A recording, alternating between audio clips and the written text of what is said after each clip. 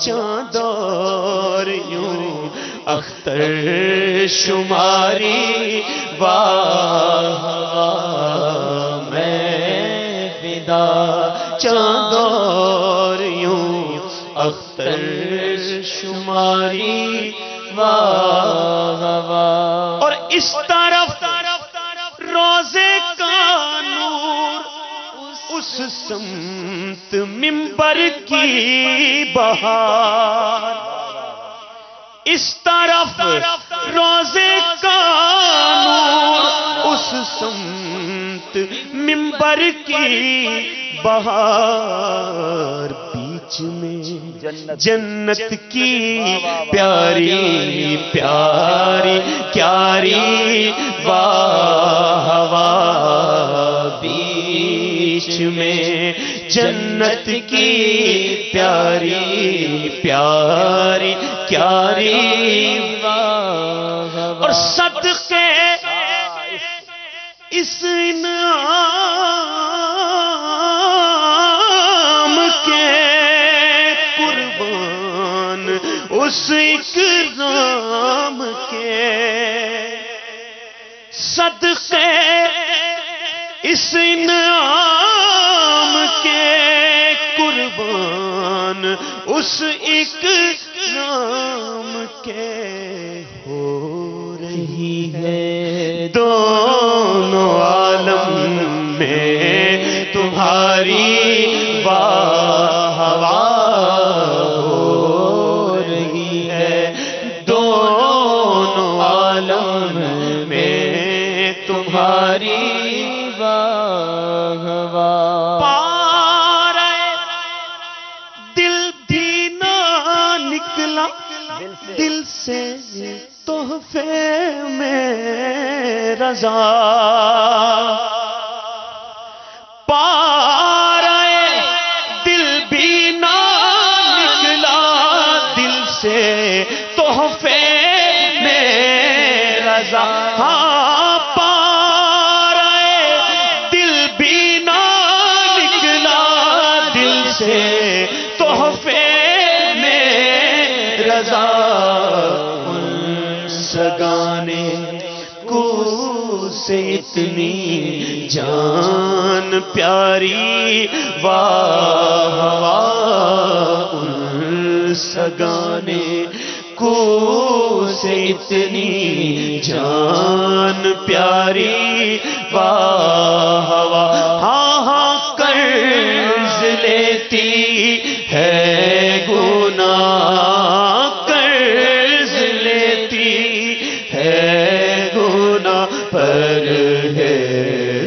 پرہیزگاری واہ واہ.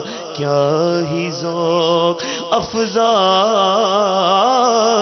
شفاعت ہے تمہاری واہ. سبحان اللہ سبحان اللہ.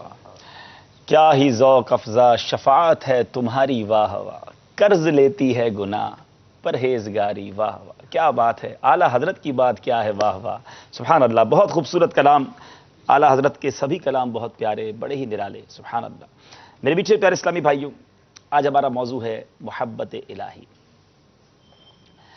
آپ کو موضوع سے متعلق ایک واقعہ بھی ہم سناتے ہیں، ایک بڑا ہی ایمان افروز واقعہ. حضرت سیدنا عبداللہ بن حسین رحمۃ اللہ تعالی علیہ فرماتے ہیں، میرے پاس ایک عجمی خادمہ تھیں. ایک رات وہ محو آرام تھی.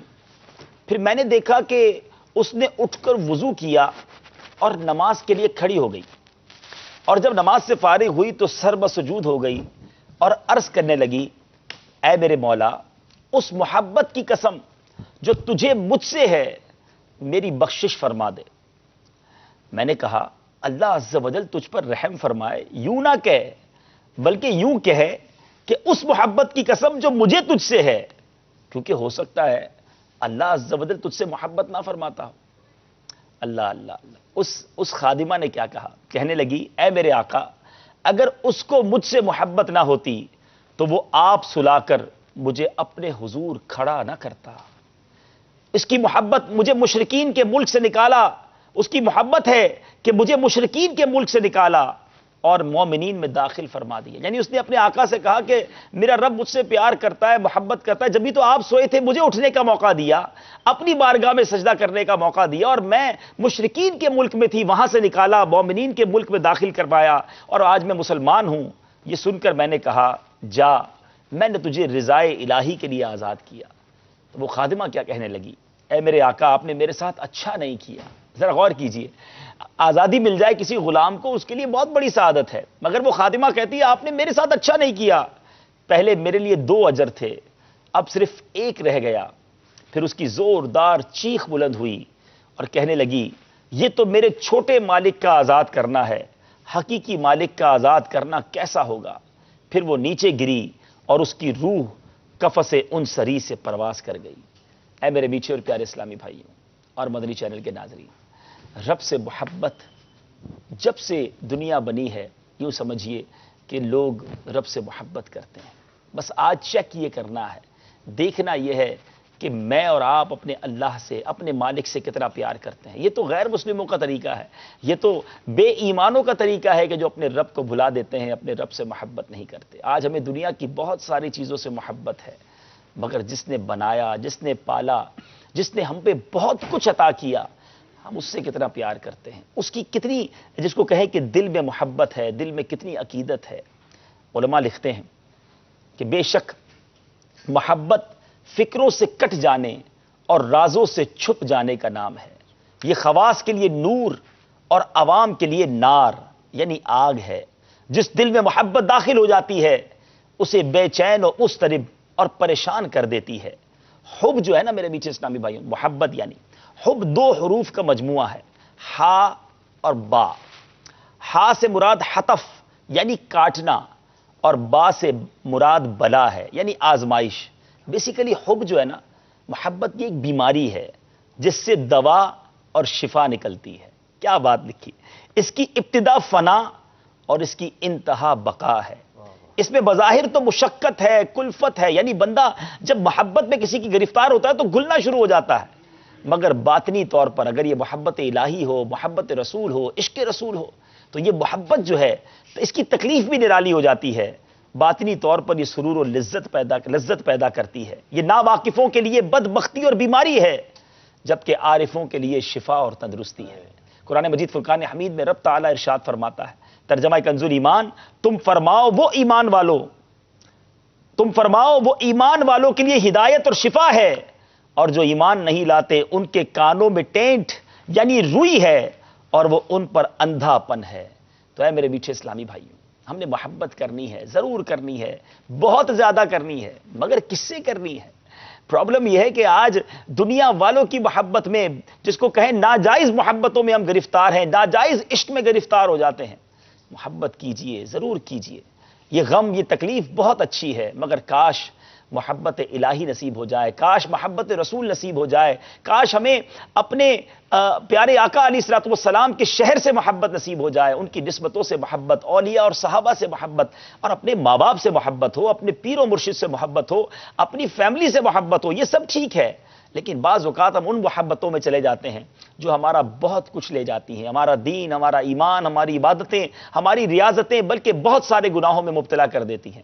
محبت تو وہ اچھی جس کے بارے میں اعلیٰ حضرت لکھتے ہیں نا، اے عشق تیرے صدقے جلنے سے چھٹے سستے، اے عشق تیرے صدقے جلنے سے چھٹے سستے، جو آگ بجھا دے گی وہ آگ لگائی ہے. یعنی وہ آگ دل میں لگا لو جو جہنم کی آگ، آخرت کی جو آگ ہے وہ بجھا دے گی. اللہ کرے ہمارے دلوں میں محبت الہی کی وہ آگ لگ جائے، عشق الہی کی وہ آگ لگ جائے. یہ جو بے قراری ہے نا، اس کی تمنا کیا کرتے ہمارے اسلاف. جی ہاں، ہم قرار کی تمنا کرتے ہیں، مگر عشق الہی اور عشق رسول کی جو بے قراری ہے، کیا لکھتے ہیں، میرے دل کو درد الفت. یہ بھی اعلیٰ حضرت کا شعر، مولانا حسن رضا خان صاحب کا، برادر اعلیٰ حضرت ہے نا. میرے دل کو درد الفت یعنی الفت کا وہ درد. اب ذرا غور کیجئے گا، الفاظ کتنے پیارے ہیں. میرے دل کو درد الفت وہ سکون دے الہی. درد بھی مانگ رہے ہیں اور سکون بھی کہہ رہے ہیں. ابھی ہم نے پڑھا نا کہ یہ ایمان والوں کے لیے جو ہے وہ برکت ہے، شفا اور تندرستی ہے، یعنی یہ درد بھی اچھا ہے. میرے دل کو درد الفت وہ سکون دے الہی، میری بے قراریوں کو نہ کبھی قرار آئے. اے کاش ہمیں وہ بے قراری نصیب ہو جائے جو ہمارے اسلاف کو نصیب تھی، اس کا ذرہ نصیب ہو جائے۔ کچھ احادیث کے ذریعے بھی محبت الہی کے بارے میں سنتے ہیں۔ بسم اللہ الرحمن الرحیم۔ اللہ تبارک و تعالیٰ نے قرآن پاک میں مومنین مسلمانوں کی بے شمار بہت سی صفات کا بیان فرمایا ہے۔ سورہ بقرہ میں ایک مقام پر اللہ تعالیٰ ارشاد فرماتا ہے والذین آمنوا اشد حبا للہ، یعنی مومنین کی شان کیا ہے کہ ایمان والوں کو اللہ کے برابر کسی کی محبت نہیں، یعنی مسلمان کامل مومن وہی ہے جس کو سب سے زیادہ اللہ کی محبت ہوتی ہے۔ سورہ مائدہ میں فرماتا ہے یحبہم ویحبونہ، یعنی وہ اللہ کے پیارے اور اللہ ان کا پیار۔ ایک مقام پر نبی پاک علیہ السلام اپنے غلاموں کو حکم ارشاد فرماتے ہیں احب اللہ لما یغدوکم بہ من نعمہ، یعنی اپنے رب سے اللہ سے محبت کرو کیونکہ وہ تمہیں ہر صبح نعمتیں عطا فرماتا ہے۔ ترمذی شریف حدیث پاک کی بڑی مشہور سیاستہ کی کتاب ہے، اس میں امام ترمذی نے ایک باب باندھا جس میں نبی پاک علیہ السلام کی مقدس دعاؤں کو جمع فرمایا۔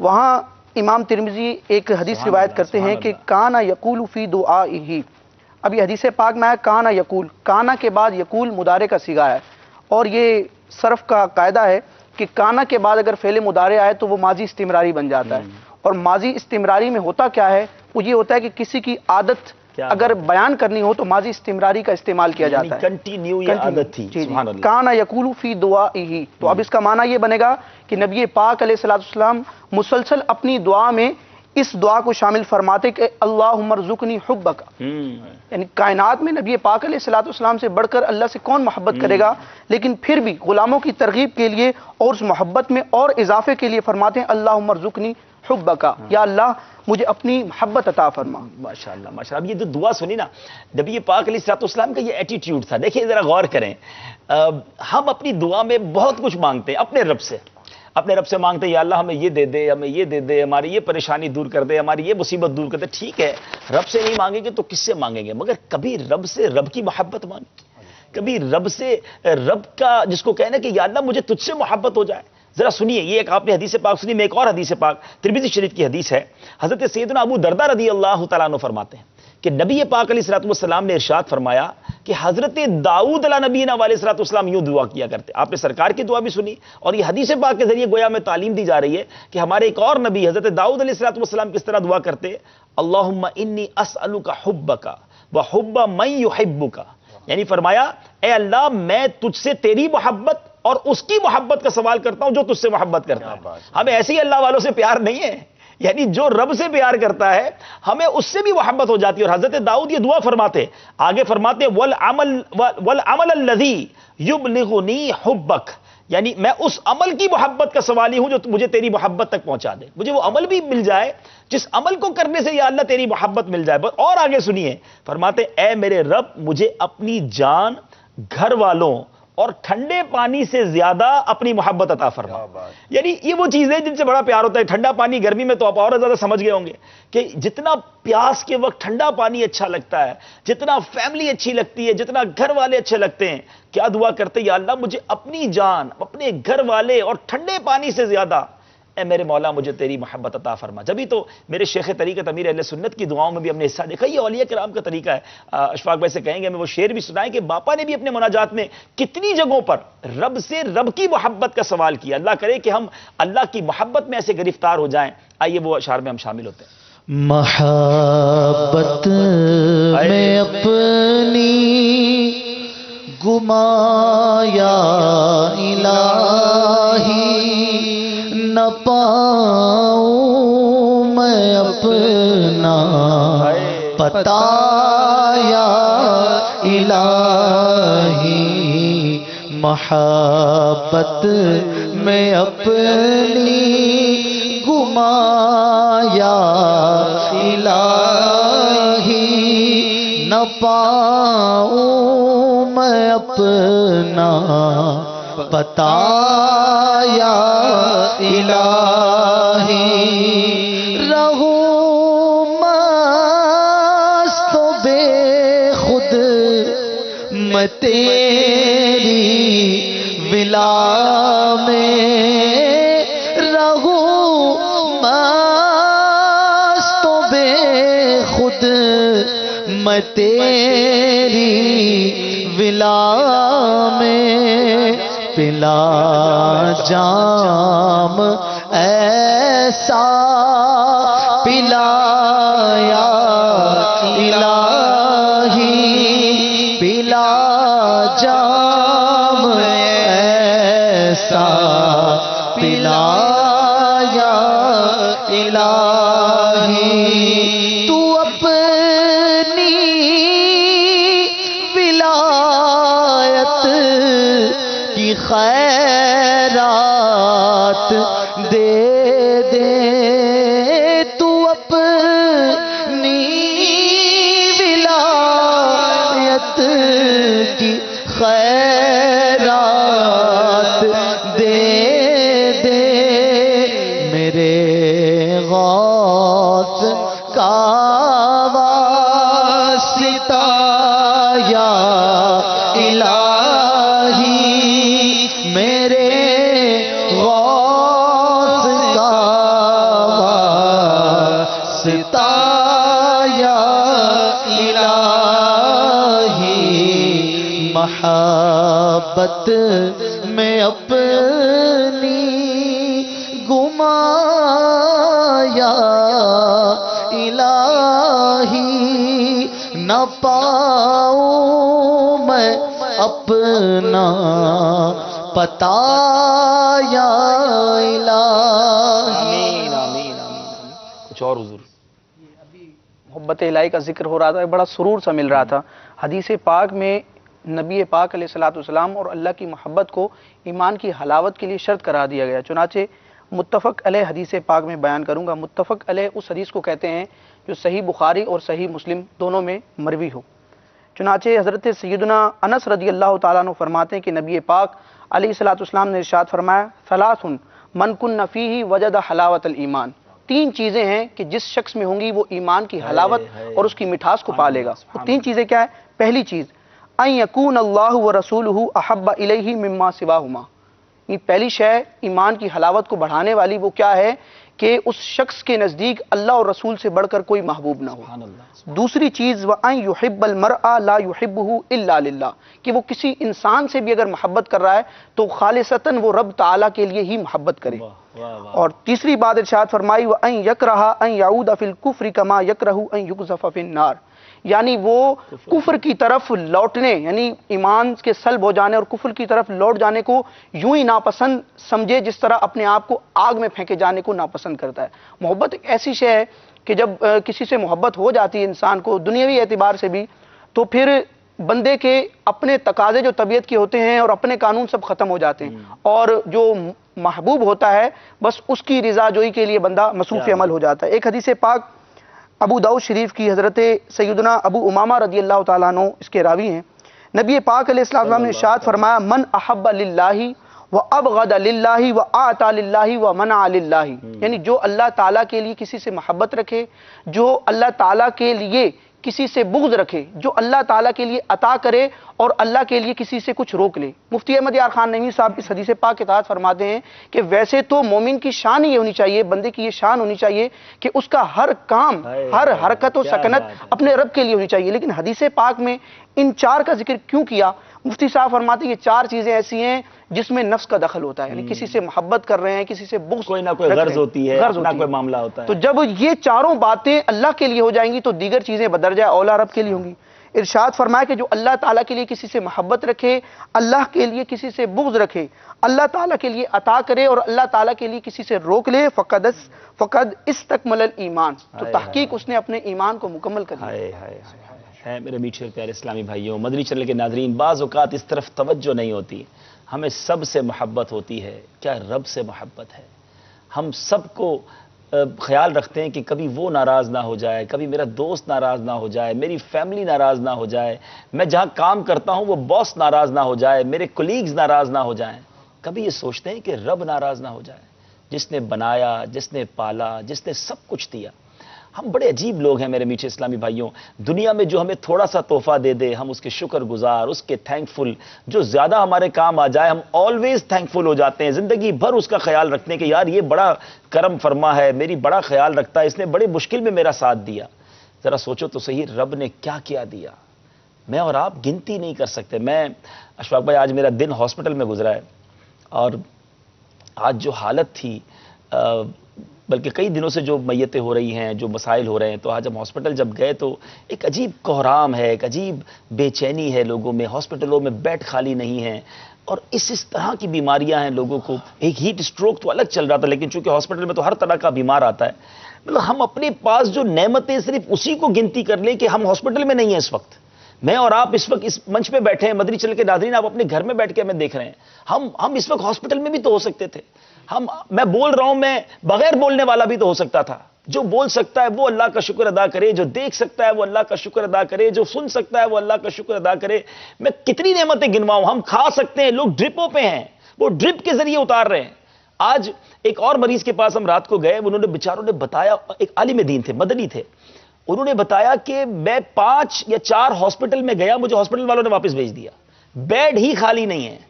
پھر میں نے ایک جگہ ہاسپٹل فون کیا تو انہوں نے بتایا کہ آئی سی یو میں ایک بیڈ پورے کراچی میں خالی نہیں ہے۔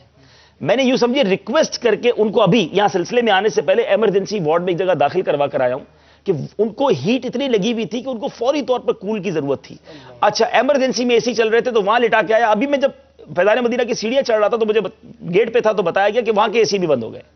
یعنی اس میں ہمارے لیے کتنا مقام شکر ہے کہ ہم اپنے پیروں پہ چل رہے ہیں، لوگ بیچارے کتنی تکلیف میں ہیں۔ مدنی چینل کے ناظرین میں اور آپ اندازہ نہیں کر سکتے، تو ہونا یہ چاہیے تھا، تکلیف والوں کو بھی رب سے محبت ہے، ہونی چاہیے، مگر جو صحت مند ہے، جو خوشحال ہے، یعنی اتنا عجیب معاملہ ہے کہ جس کو رب نے زیادہ نعمتیں دی ہیں وہ رب کی اتنی زیادہ نافرمانیاں کر رہا ہے۔ ارے اس کو تو زیادہ سجدے کرنے چاہیے تھے، اس کو تو رب کی زیادہ مہربانی ماننی چاہیے تھی، اس کو تو اپنے رب کو ناراض کرنے والا کوئی کام ہی نہیں کرنا چاہیے تھا کہ میرے مولا تیری مہربانی، تو نے مجھے خوشحال کیا، صحت مند دیا، پیسے دیے، فیملی دی، گھر دیا، روڈ پہ نہیں سلایا، پھر بھی ہم نافرمانیاں کریں، پھر بھی اپنے رب سے پیار نہ کریں۔ ارے دنیا والے تھوڑا مدد کرتے، میں اور آپ دنیا والوں کے پیار میں دیوانے، ان کے شکر گزار ہو جائیں، اور رب نے ہمیں اتنا کچھ دیا اور ہم نافرمانیاں کریں، اس کو ناراض کریں۔ اللہ سے پیار کرو، اپنے رب سے محبت کرو اور دل و جان سے محبت کرو۔ ارے وہ ناراض ہو گیا تو کون ہے جو ہماری بخشش کرے گا؟ اگر وہی ناراض ہو گیا، ساری دنیا راضی ہو گئی، ہم کہاں جائیں گے؟ ارے ساری دنیا ناراض ہو جائے نا اور رب راضی رہے، وہ شخص کامیاب ہے، اور برباد ہو جائے گا وہ شخص جس سے ساری دنیا بے شک راضی ہو، عزتیں کرتی ہو، تعظیم دیتی ہو، رب ہی ناراض ہو۔ ارے سوچو کہ میرا رب مجھ سے راضی رہے، اسی نے بخشنا ہے، اسی نے مجھے بنایا، اگر وہ معاف نہ کرے گا تو کون ہے جس سے میں معافی مانگوں گا؟ لا یغفر الذنوب الا انت یا اللہ، اللہ کے بغیر کوئی نہیں جو گناہوں کو معاف فرمائے گا۔ اپنے رب کی رضا کی فکر کرنی ہے، اپنے رب سے سچی محبت کرنی ہے۔ پہلے یہ دیکھیں کہ جو میں کر رہا ہوں، جو میں بول رہا ہوں، جو زندگی گزار رہا ہوں، وہ میرے رب کو پسند بھی ہے کہ نہیں؟ جس نے بنایا وہ ناراض ہو گیا تو ہم کہاں جائیں گے؟ آج کے اس سلسلے میں ہم نے اپنے اس جذبے کو بیدار کرنا ہے کہ اپنے رب سے محبت کرنی ہے۔ مزید اس سلسلے کو، مزید اس ٹاپک کو لے کر آگے چلیں گے۔ آئیے کچھ کالز بھی سلسلے میں شامل کرتے ہیں۔ صلو علی الحبیب صلی اللہ تعالی علی محمد صلی اللہ علیہ وسلم۔ السلام علیکم ورحمۃ اللہ وبرکاتہ۔ وعلیکم السلام ورحمۃ اللہ وبرکاتہ۔ فرمان تعریف کھانے وال شیخ سے بات کر رہا ہوں۔ مری جگہ سے اسلام فیضان سیری جاری ہے، اور آج کا موضوع محبت الہی کے حوالے سے جاری ہے۔ محبت الہی پانے کے لیے ہمیں کیا کرنا چاہیے، اور ہم اللہ عزل کی محبت میں ہمیشہ کے لیے فنا ہو جائیں، اس کے لیے ہمیں کیا کرنا چاہیے؟ اس کے بارے میں کچھ بدی پھول ارشاد فرما دیجیے گا انشاءاللہ انشاءاللہ۔ جی اگلی کال دیجیے۔ السلام علیکم ورحمۃ اللہ وبرکاتہ۔ وعلیکم السلام ورحمۃ اللہ وبرکاتہ۔ جی میرا نام محمد احمد رضا تاری ہے، میں دبئی سے بات کر رہا ہوں۔ میری نعت خوان اسلام بھائی سے گزارش ہے کہ یہ نعت سنا دے۔ جو مدینے کے تصور میں جیا کرتے ہیں۔ ماشاءاللہ ماشاءاللہ۔ جی اگلی کال دیجیے۔ السلام علیکم ورحمۃ اللہ وبرکاتہ۔ وعلیکم السلام ورحمۃ اللہ وبرکاتہ۔ حاجی عبداللطیف بھائی، آپ کا پروگرام فیضان سحری بہت پیارا پروگرام ہے. مجھے مناجات سننی ہے. یا خدا تجھ سے میری دعا ہے. ماشاءاللہ ماشاءاللہ، بالکل سنائیں گے انشاءاللہ آپ کو. جی اگلی کال دیجیے. میں محمد سجاد رضا اختاری اختار آباد چکم آباد سے بات کر رہا ہوں. حاجی عبدالحبیب اختاری کی بارگاہ میں یہ عرض ہے کہ وہ ہمیں وہ کلام سنا دے. مینو شوق مدینے جاون دا، یہ والا کلام اپنی آواز میں سنا دے. اور میں یہ نیت کرتا ہوں کہ انشاءاللہ عز و جل 26 رمضان المبارک کو میں اپنی دعوت اسلامی کو 2 لاکھ پیش کروں گا. ماشاءاللہ، اللہ کریم آپ کی نیت کو قبول فرمائے. 2,26,000 ہی کر دیں بھائی جب 26 رمضان کو پیش کریں گے انشاءاللہ. اور کلام میری نیت ہے انشاءاللہ. آج محبت الہی ہمارا موضوع ہے.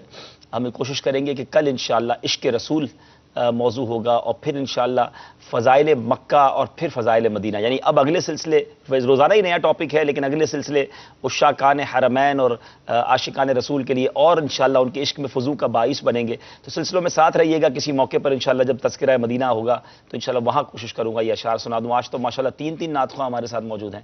اگلی کال دے دیجیے. السلام علیکم ورحمۃ اللہ وبرکاتہ. وعلیکم السلام ورحمۃ اللہ وبرکاتہ. میں محمد واحد بخش اتاری عرب شریف جدہ ودی اتار سے بات کر رہا ہوں. مجھے یہ کلام سنا ہے. تیرا نام جب مصیبت میں لیا جائے. جی جی جی چلے جناب، اگلی کال دے دیجیے. السلام علیکم ورحمۃ اللہ وبرکاتہ. وعلیکم السلام ورحمۃ اللہ وبرکاتہ. میرا نام اکرم انصاری ہے. میں سعودی عرب سے ریاض سے بات کر رہا ہوں. میری گزارش ہے کہ میرے کو ایک نعت سننا ہے. میرا دل دھڑک رہا ہے، میرا جل رہا ہے سینہ، یہ دوا وہیں ملے گی، مجھے لے چلو مدینہ. کیا بات ہے، کیا بات ہے. اگلی کال دیجیے گا. السلام علیکم ورحمۃ اللہ وبرکاتہ. وعلیکم السلام ورحمۃ اللہ وبرکاتہ. میں محمد واحد بخش اتاری عرب شریف جدہ ودی اتار سے بات کر رہا ہوں. مجھے یہ کلام سنا ہے. اب تو بس ایک ہی دن ہے کہ مدینہ دیکھوں. ماشاءاللہ بہت سارے کلاموں کی فرمائش آ گئی ہے. تینوں نعت خواں ہیں، کوئی ایک ایک دو اشعار سنا دیجیے. مناجات کی فرمائش بھی آئی تھی. جی اشفاق بھائی سے شروع کرتے ہیں. میرا خیال اگر یا خدا اب تجھ سے میری دعا ہے اس کے اشعار سنا. الحمدللہ رب العالمین والصلاة والسلام علی سیدنا. سر ہے خم ہاتھ میرا اٹھا ہے، یا خدا تجھ سے میری دعا ہے. فضل کی رحم کی التجا ہے، یا خدا تجھ سے میری دعا ہے. قلب میں یاد لب پر ثنا ہے، میرے ہر درد کی یہ دوا ہے.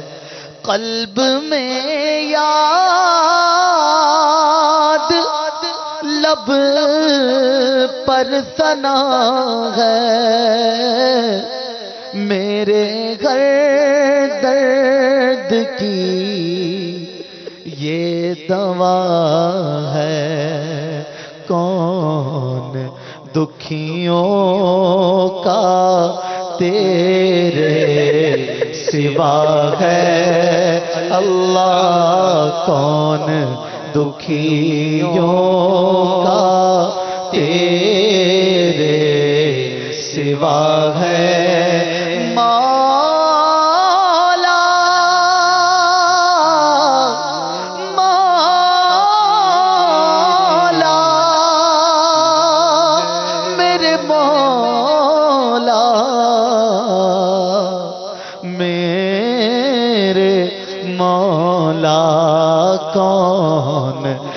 لکھیوں کا تیرے سوا ہے یا خدا تجھ سے میری دعا ہے. جی حافظ صاحب.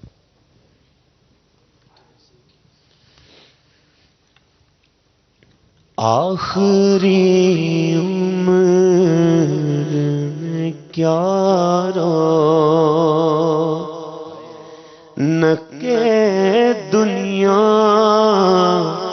دیکھوں ہاں اب تو بس ایک ہی دھن ہے ہاں ہاں اب تو بس ایک ہی دھن ہے کہ مدینہ دیکھوں ہاں اب تو بس ایک ہی دھن ہے مجھے در پہ پھر بلانا مدنی مدینے والے میں عشق بھی پلانا مدنی مدینے والے تیرے در کی حاضری کو جو تڑپ رہے ہیں ان کو شاہ جلد تم بلانا مدنی مدینے والے اب تو بس ایک ہی دھن ہے کہ مدینہ دیکھوں میرے مولا میری آنکھیں مجھے واپس کر دے میرے مولا میرے مولا میری آنکھیں مجھے واپس کر دے تاکہ اس بار میں جی بھر کہ مدینہ دیکھوں ہاں اب تو بس ایک ہی دھن ہے جو مدینے کے تصور میں جیا کرتے ہیں جو مدینے جو مدینے کے تصور میں جیا کرتے ہیں جو مدینے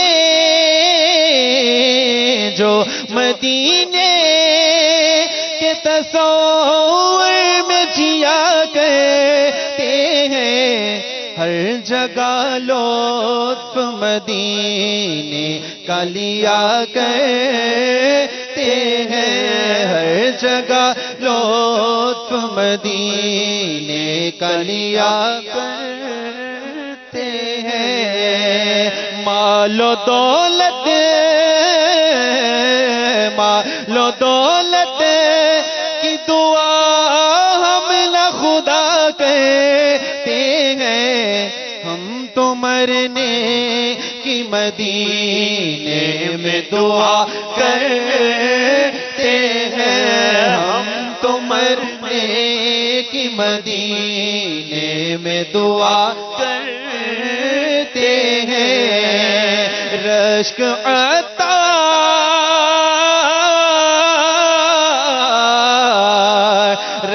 عطار کو ذرا پہ آتا ہے جو ان کے نعلین کے تلووں سے لگا کرتے ہیں ان کے نالین کے تلووں سے لگا کرتے ہیں جو مدینے جو مدینے کے تصور میں جیا کرتے ہیں۔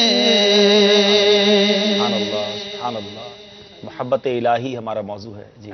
ایک کالر نے جی سوال کیا تھا کہ اللہ تعالیٰ کی محبت کیسے بڑھے، پیدا ہو؟ اعلیٰ حضرت امام احمد رضا خان علیہ رحمۃ الرحمن ملفوظات اعلیٰ حضرت جو مکتبۃ المدینہ کی مطبوعہ کتاب ہے، اس میں اعلیٰ حضرت سے سوال ہوا کہ اللہ تعالیٰ کی محبت کیسے پیدا ہو، تو آپ نے 2-3 اس کے طریقے ارشاد فرمائے۔ ویسے تو بہت سے طریقے ہیں، اعلیٰ حضرت نے فرمایا کہ جس کو محبت الہی کا شوق ہو کہ میرے دل میں اپنے رب کی محبت بڑھے، تو وہ تلاوت کلام پاک چونکہ اللہ کا کلام ہے اس کی کثرت کرے، اور وہ نعمتیں اور رحمتیں جو اس کے رب نے کی ہیں ان میں غور و فکر کرے، انشاءاللہ اس کی برکت سے اس کے دل میں حب الہی پیدا ہو۔ سبحان اللہ، واقعی احسان مند ہو جاتا ہے آدمی جو اپنی نعمتوں پر غور کرتا ہے۔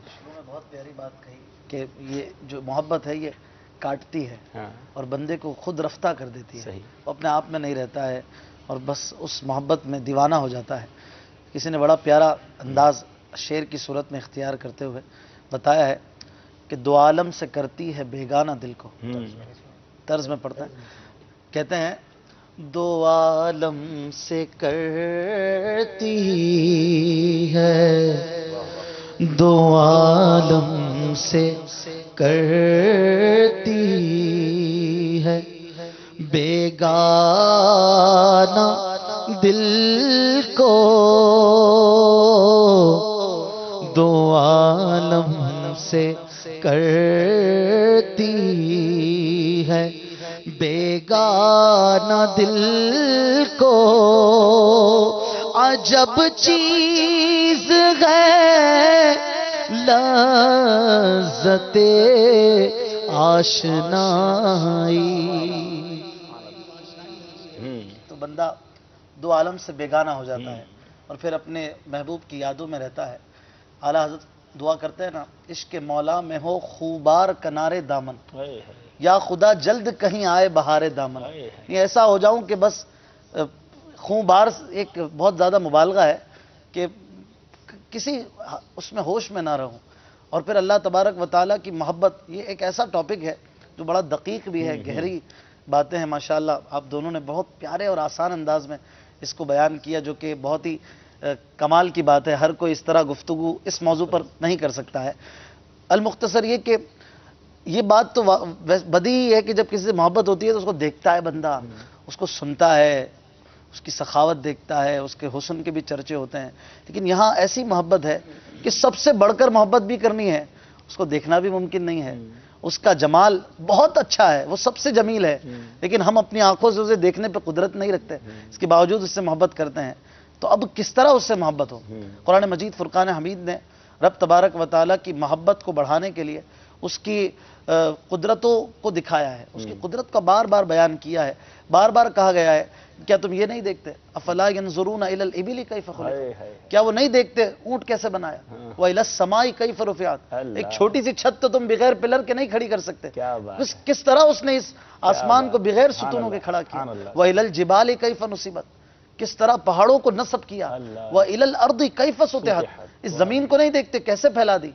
جب یہ سب دیکھو گے رب کی محبت بڑھے گی۔ اسی طرح اور جگہ جگہ کہا گیا، وہ جو اعلیٰ حضرت کی بات ہے وہ بھی آپ کی بات سے جو نا وہ اور مزید ہمیں برکت مل رہی ہے کہ قرآن پڑھیں گے تو بار بار جب رب کی جو ہے وہ ان صنائیت کا، یہ بناوٹ کا، جو یہ سب کچھ بنایا رب نے، جو بار بار نعمتوں، اچھا پھر صرف دنیاوی نعمتوں کو نہیں گنوایا، پھر جنت کیسی ہوگی قرآن میں اس کا بھی بیان، تو یہ سب چیزیں ہیں۔ سورہ یاسین آپ پڑھ رہے تھے، ترجمہ فرما رہے تھے، اس میں بھی جا بجا سورج کو دیکھو، چاند کو دیکھو، زمین کو دیکھو، بیج نکلتا ہے یہ دیکھو کس طرح، الم تروا ان اللہ سخر لکم ما فی الارض، تم نہیں دیکھتے زمین کیسے تمہارے لیے مسخر ہو گئی، اتنی کٹھن زمین یہ، لیکن یہ تمہیں پھل دیتی ہے، اناج دیتی ہے۔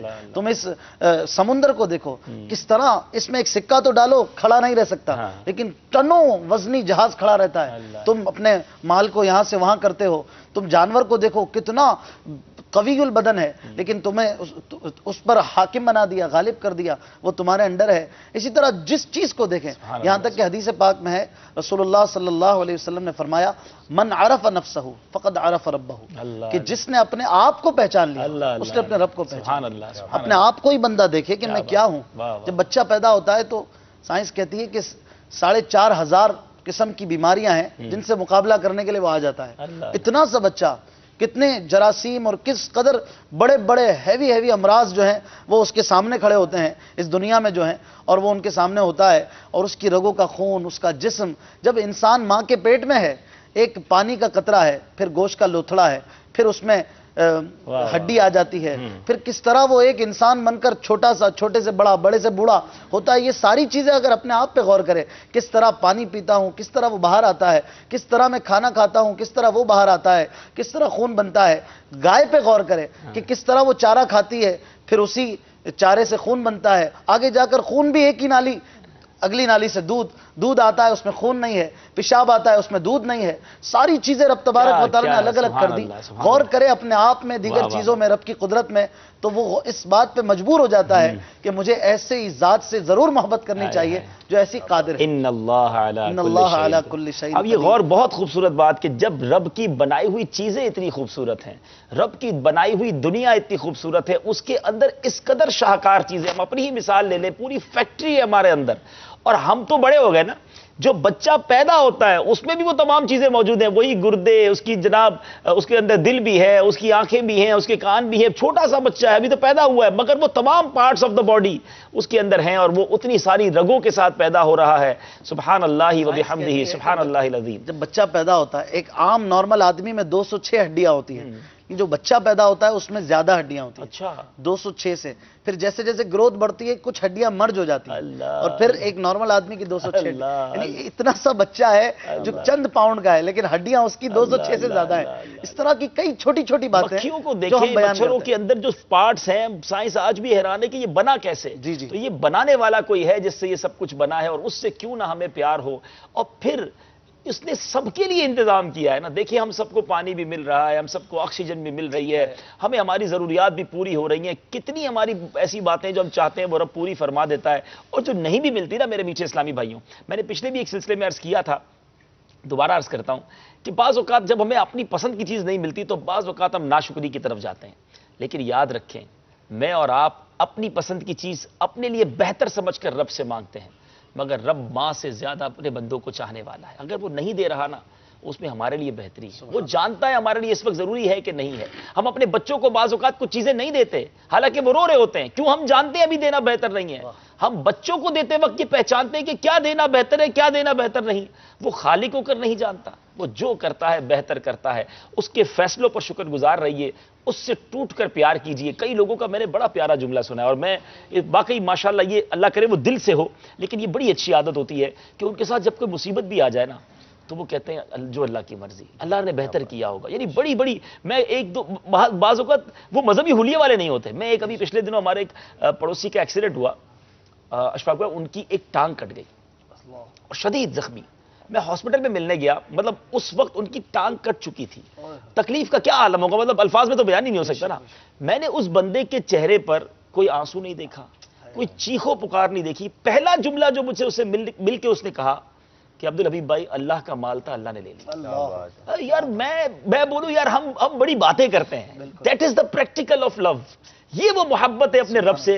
اور ایسے کئی لوگوں کو ناظرین آپ بھی جانتے ہوں گے جو بظاہر مذہبی حلیے والے نہیں ہوتے، بڑا نقصان ہو جائے، ان کی فیکٹری جل جاتی ہے، بعض اوقات بچے کا انتقال ہو جاتا ہے، ان کی زبان پر شکوہ نہیں ہوتا، وہ اپنے رب کی رضا پر راضی ہوتے ہیں. تو ہمیں مدنی حلیہ ضرور مذہبی حلیہ ہونا چاہیے، مگر دل سے بھی واقعی وہ توکل، وہ پیار، وہ عقیدت اپنے رب سے ہو کہ اگر میرے رب کا فیصلہ ہے تو وہ. بلکہ ایک اور بڑی پیاری بات، مجھے ایک بہت بڑی شخصیت سے ملاقات ہوئی اور ایک کمال ہوا نا. وہ مجھے ایک ملک میں گیا، اور افریقہ کا ایک ملک تھا. وہ مجھے کہنے لگے کہ ہمارا ایک پروجیکٹ ہے، میں آپ کو وہاں لے جانا چاہتا ہوں، آپ دعا کر دیجیے گا. محبت کرتے ہیں، اس نے زن ہوتا ہے، باقی ہم نے کیا کرنا ہے. بہرحال وہ لے جانے لگے، بڑی عقیدت سے لے کے جا رہے تھے. اتفاق ایسا ہوا کہ وہ روڈ بلاک ہو گیا جہاں میں جانا تھا. بڑی انہوں نے کوشش کی، سورس بھی لگائی کہ کسی طرح روڈ کھل جائے اور وہ نکل جائے. ایک ہی راستہ تھا وہاں جانے کا، وہ راستہ نہیں کھل سکا. تو میں نے کہا جو اللہ کی مرضی نہیں ہوگا ہمارے نصیب میں، بہتر ہوگا یہ. تو اس نے مجھے ایک جو بات کہی نا، وہ کہتے ہیں جب میرا کوئی کام جو میں چاہتا ہوں ہو جاتا ہے نا تو میں اللہ کا شکر ادا کرتا ہوں, اور جب وہ کام نہیں ہوتا تو میں 2 رکعت نفل شکرانے کے پڑھتا ہوں. میں نے کہا یہ کیوں؟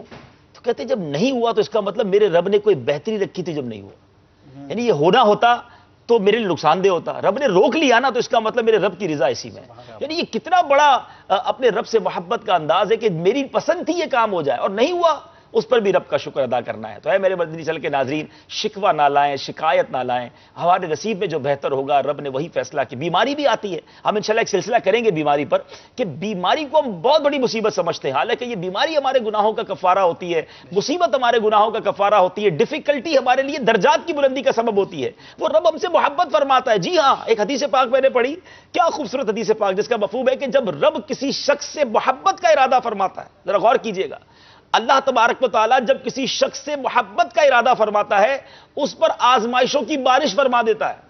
اب آپ کہیں گے محبت کا ارادہ بھی فرماتا ہے, اب آزمائشیں بھی, تو حدیث پاک کا اگلا حصہ اس کا گویا خلاصہ کرتا ہے کہ اس کی وجہ یہ ہے کہ رب کی رضا یہ ہوتی ہے کہ میرے بندے نے دنیا میں جو غلطیاں کی ہیں, جو گناہ کیے ہیں, یہ آزمائشیں اس تک جائیں, اس کے گناہ معاف ہو جائیں, کفارہ ہو جائے, اور جب میرے پاس آئے تو گناہوں سے پاک آئے. تو یہ محبت ہے رب کی. اگر ہم پر آزمائشیں آ رہی ہیں, انشاءاللہ ایک سلسلہ پراپر اس پر کریں گے, بیماری کو ڈسکس کریں گے, آپ کی کالز بھی سلسلے میں شامل کرتے ہیں. صلو علی الحبیب صلی اللہ تعالی علی محمد صلی اللہ علیہ وسلم. السلام علیکم ورحمۃ اللہ وبرکاتہ. وعلیکم السلام ورحمۃ اللہ وبرکاتہ. جی میں مکہ پاک سے بات کر رہا ہوں. نعت سننی تھی, چل نبی دے در پہ ویکھن نظارے نور دے. کیا بات ہے, چل نبی دے در تے, کیا بات ہے. جی مکہ پاک والے بھی دیکھیں, یہ ویسے میں دیکھ رہا ہوں کہ حرمین طیبین کے عرب شریف کے شہروں سے کال آتی ہے اور کوئی میرا دل تڑپ رہا ہے, اب تو بس ایک ہی دن ہے, اور چل نبی دے در تے. وہاں دعوت اسلامی والوں نے, وہاں والوں کے بھی, میں ایک ایسے شخص سے ملا, پہلی بار 30 سال سے یا 35 سال سے مکہ پاک میں رہتے تھے, مدینہ شریف نہیں گئے تھے, اور پہلی بار وہ مدینہ شریف گئے اور انہوں نے کہا مدنی چینل دیکھ کر مدینہ گئے. مدنی چینل نے دیکھ کر مجھے مدینے کی لو لگائی. مجھے لوگ کہتے تھے مدینے جانے کی ضرورت کیا ہے. اب دیکھیں ایسے بھی لوگ ہیں دنیا میں جو آقا کے در سے دور کرتے ہیں, اور ہمارے دیوانے کہتے ہیں اب تو بس ایک ہی دن ہے. تو یہ دعوت اسلامی ہے جو پیرس والوں کو بھی مدینہ یاد دلا رہی ہے اور عرب شریف والوں کو بھی مدینے کی دھن لگا رہی ہے. مدنی چینل دیکھتے رہیے. اگلی کال دیجیے. السلام علیکم ورحمۃ اللہ وبرکاتہ. وعلیکم السلام ورحمۃ اللہ وبرکاتہ. محمد شہباز اطاری جیشری منڈی باولدین سے عرض کر رہا ہوں. سلسلہ فیضان شاعری بہت ہی پیارا سلسلہ ہے. میرا سوال یہ ہے کہ کیا ہم فکرانہ کی رقم جو مدنی باکس ہیں اس میں ڈال سکتے ہیں؟ اور میری نعت خان اسلام بھائی سے عرض ہے کہ مجھے یہ کلام سنا دے کہ میٹھے مدینے کی کیا بات ہے. میرے میٹھے مدینے کی کیا بات ہے, واقعی کیا بات ہے. دیکھیں فطرانے کی رقم جو چونکہ صدقہ واجبہ ہے تو آپ نے بتا کر, یعنی آپ اگر فطرے کا باکس لگا ہوا ہے تو الگ بات ہے, ورنہ فطرے کی رقم بتا کر دینی ہوگی, اس کی رسید الگ لیں تاکہ وہ رقم جو ہے وہ فطرے کے جہاں جہاں مصرف ہے, جہاں جہاں یوزج ہیں وہاں یوز ہو سکے. جی اگلی کال دیجیے. محمد غازی بلوچستان سے میں کر رہا ہوں. فیضان سری سلسلہ ماشاء اللہ بہت اچھا ہے, میں سے اس کو شوق سے دیکھتا ہوں. اور حاجی صاحب کی بارگاہ میں عرض ہے کہ آپ جو یہ فیضان سری سلسلہ میں جو پہلے سوال کرتے ہو ہم ان کی جواب دینے بہت کوشش کرتا ہوں, لیکن ہمارے علاقے میں صرف PTCL ہی کام کر رہے ہیں. اور حاجی صاحب کی بارگاہ میں عرض ہے کہ ہم کو اس کی جواب دینے کا کچھ نہ کچھ طریقہ بتا دیں. اچھا PTCL ہی کام کرتا ہے تو موبائل پر میسج کیسے کریں گے؟ چلے جناب, یہ نیا مسئلہ آ گیا ہے. چلے مدنی چینل کی مجلس اس کا کوئی علاج نکالے. آپ ایسا کیا کریں, میں مدنی چینل کی مجلس کو یہ اجازت دے دیتے ہیں کہ جب کوئی ایسا اس لائن میں فون کرے اور بتائے ہمارے علاقے میں موبائل نہیں ہے تو ان کا فون پر ہی جواب مان لیا جائے اور ان کا نام لکھ لیا جائے. ٹھیک ہے جناب, آپ کال کر کے اپنا جواب لکھوا دیا کریں. اگلی کال دیجیے. سگے اتار محمد عثمان اتاری یونان کے شہر ایتھن سے عرض کر رہا ہوں. جی ماشاءاللہ بہت پیارا سلسلہ ہے فیضان سحری. اللہ تعالیٰ دعوت اسلامی کو مدنی چینل کو شاد و آباد رکھے. امیر اہل سنت کا سایہ ہمارے سروں پر تادیر قائم و دائم رکھے. اشفاق بھائی کی بارگاہ میں عرض ہے اگر یہ کلام سنا دیں, دل درد سے بسمل کی طرح لوٹ رہا ہے. جزاک اللہ خیرہ. السلام علیکم ورحمۃ اللہ وبرکاتہ. وعلیکم السلام ورحمۃ اللہ وبرکاتہ. اللہ کرے ایسا ہو جائے کہ لوٹ رہا ہے. تمنا ہے اس کلام میں, دل درد سے بسمل کی طرح لوٹ رہا ہو, پھر سینے پہ تسلی کو تیرا ہاتھ دھرا ہو. کیا بات ہے, پہلے تڑپنے کی دعا کرتے ہیں اور پھر تسلی کے لیے آقا کا پیارا ہاتھ ہمارے دست مبارک جو وہ سینے پہ رکھ دیا جائے. کیا بات ہے, سبحان اللہ. اگلی کال دیجیے.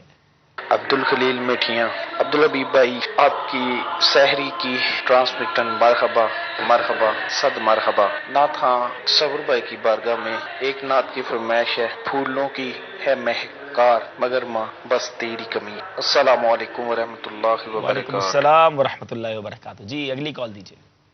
میں حافظ علی بات کر رہا ہوں پنجاب سے۔ میری ناز خواہ اسلامی بھائی سے عرض ہے کہ وہ ایک منقبت سنا دیں۔ مرشد ہیں عطار میرے مرشد ہیں عطار۔ مرشد ہے عطار۔ چلے جناب، بہت سارے کلاموں کی فرمائش آ گئی ہے۔ اشفاق بھائی بھی ایک آدھ دو شعر سنا دیں، ہمارے نعت خواہ اسلامی بھی ایک دو شعر سنا دیں، پھر انشاءاللہ کچھ منٹوں میں نگران شورا بھی جلوہ گر ہوں گے۔ جی دل درد سے بسمل کی ترے لوٹ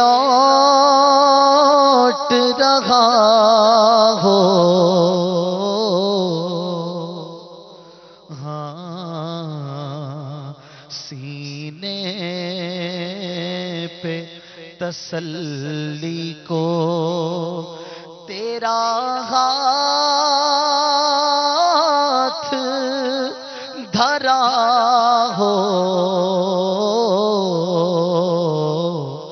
دل درد سے بسمل گر وقت اجل سر تیری چوکھٹ پہ جھکا ہو، گر وقت اجل سر تیری چوکھٹ پہ جھکا ہو، جتنی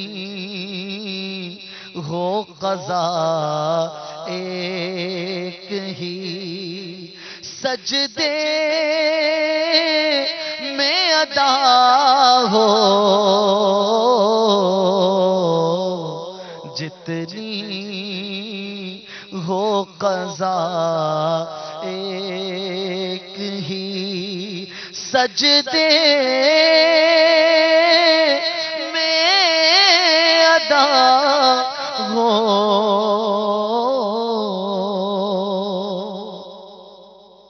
آتا ہے فقیروں پہ انہیں پیار کچھ ایسا، آتا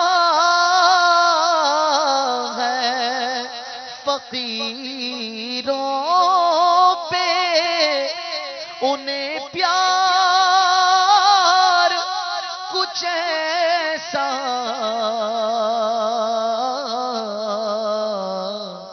خود بھیک دیں اور خود کہیں منگتا کا بھلا ہو، خود بھیک دیں اور خود کہیں منگتا کا بھلا ہو۔ سبحان اللہ۔ جی حافظ صاحب، امیر اہل سنت کی منقبت کے دو اشعار سنا دے، اور امیر اہل سنت کا دیدار بھی ہمیں ساتھ ساتھ کراتے رہیں، اور باپا کی منقبت بھی سن لیتے ہیں انشاءاللہ۔ جی جب تک بکے نہ تھے کوئی پوچھتا نہ تھا، باپا تم نے خرید کر ہمیں انمول کر دیا، میرے مرشد ہے عطار میرے مرشد ہے عطار میرے مرشد ہے عطار میرے مرشد ہے عطار، بولو میرے مرشد ہے عطار میرے مرشد ہے عطار میرے مرشد مرشد ہے عطار میرے مرشد ہے عطار انشاءاللہ ان کے صدقے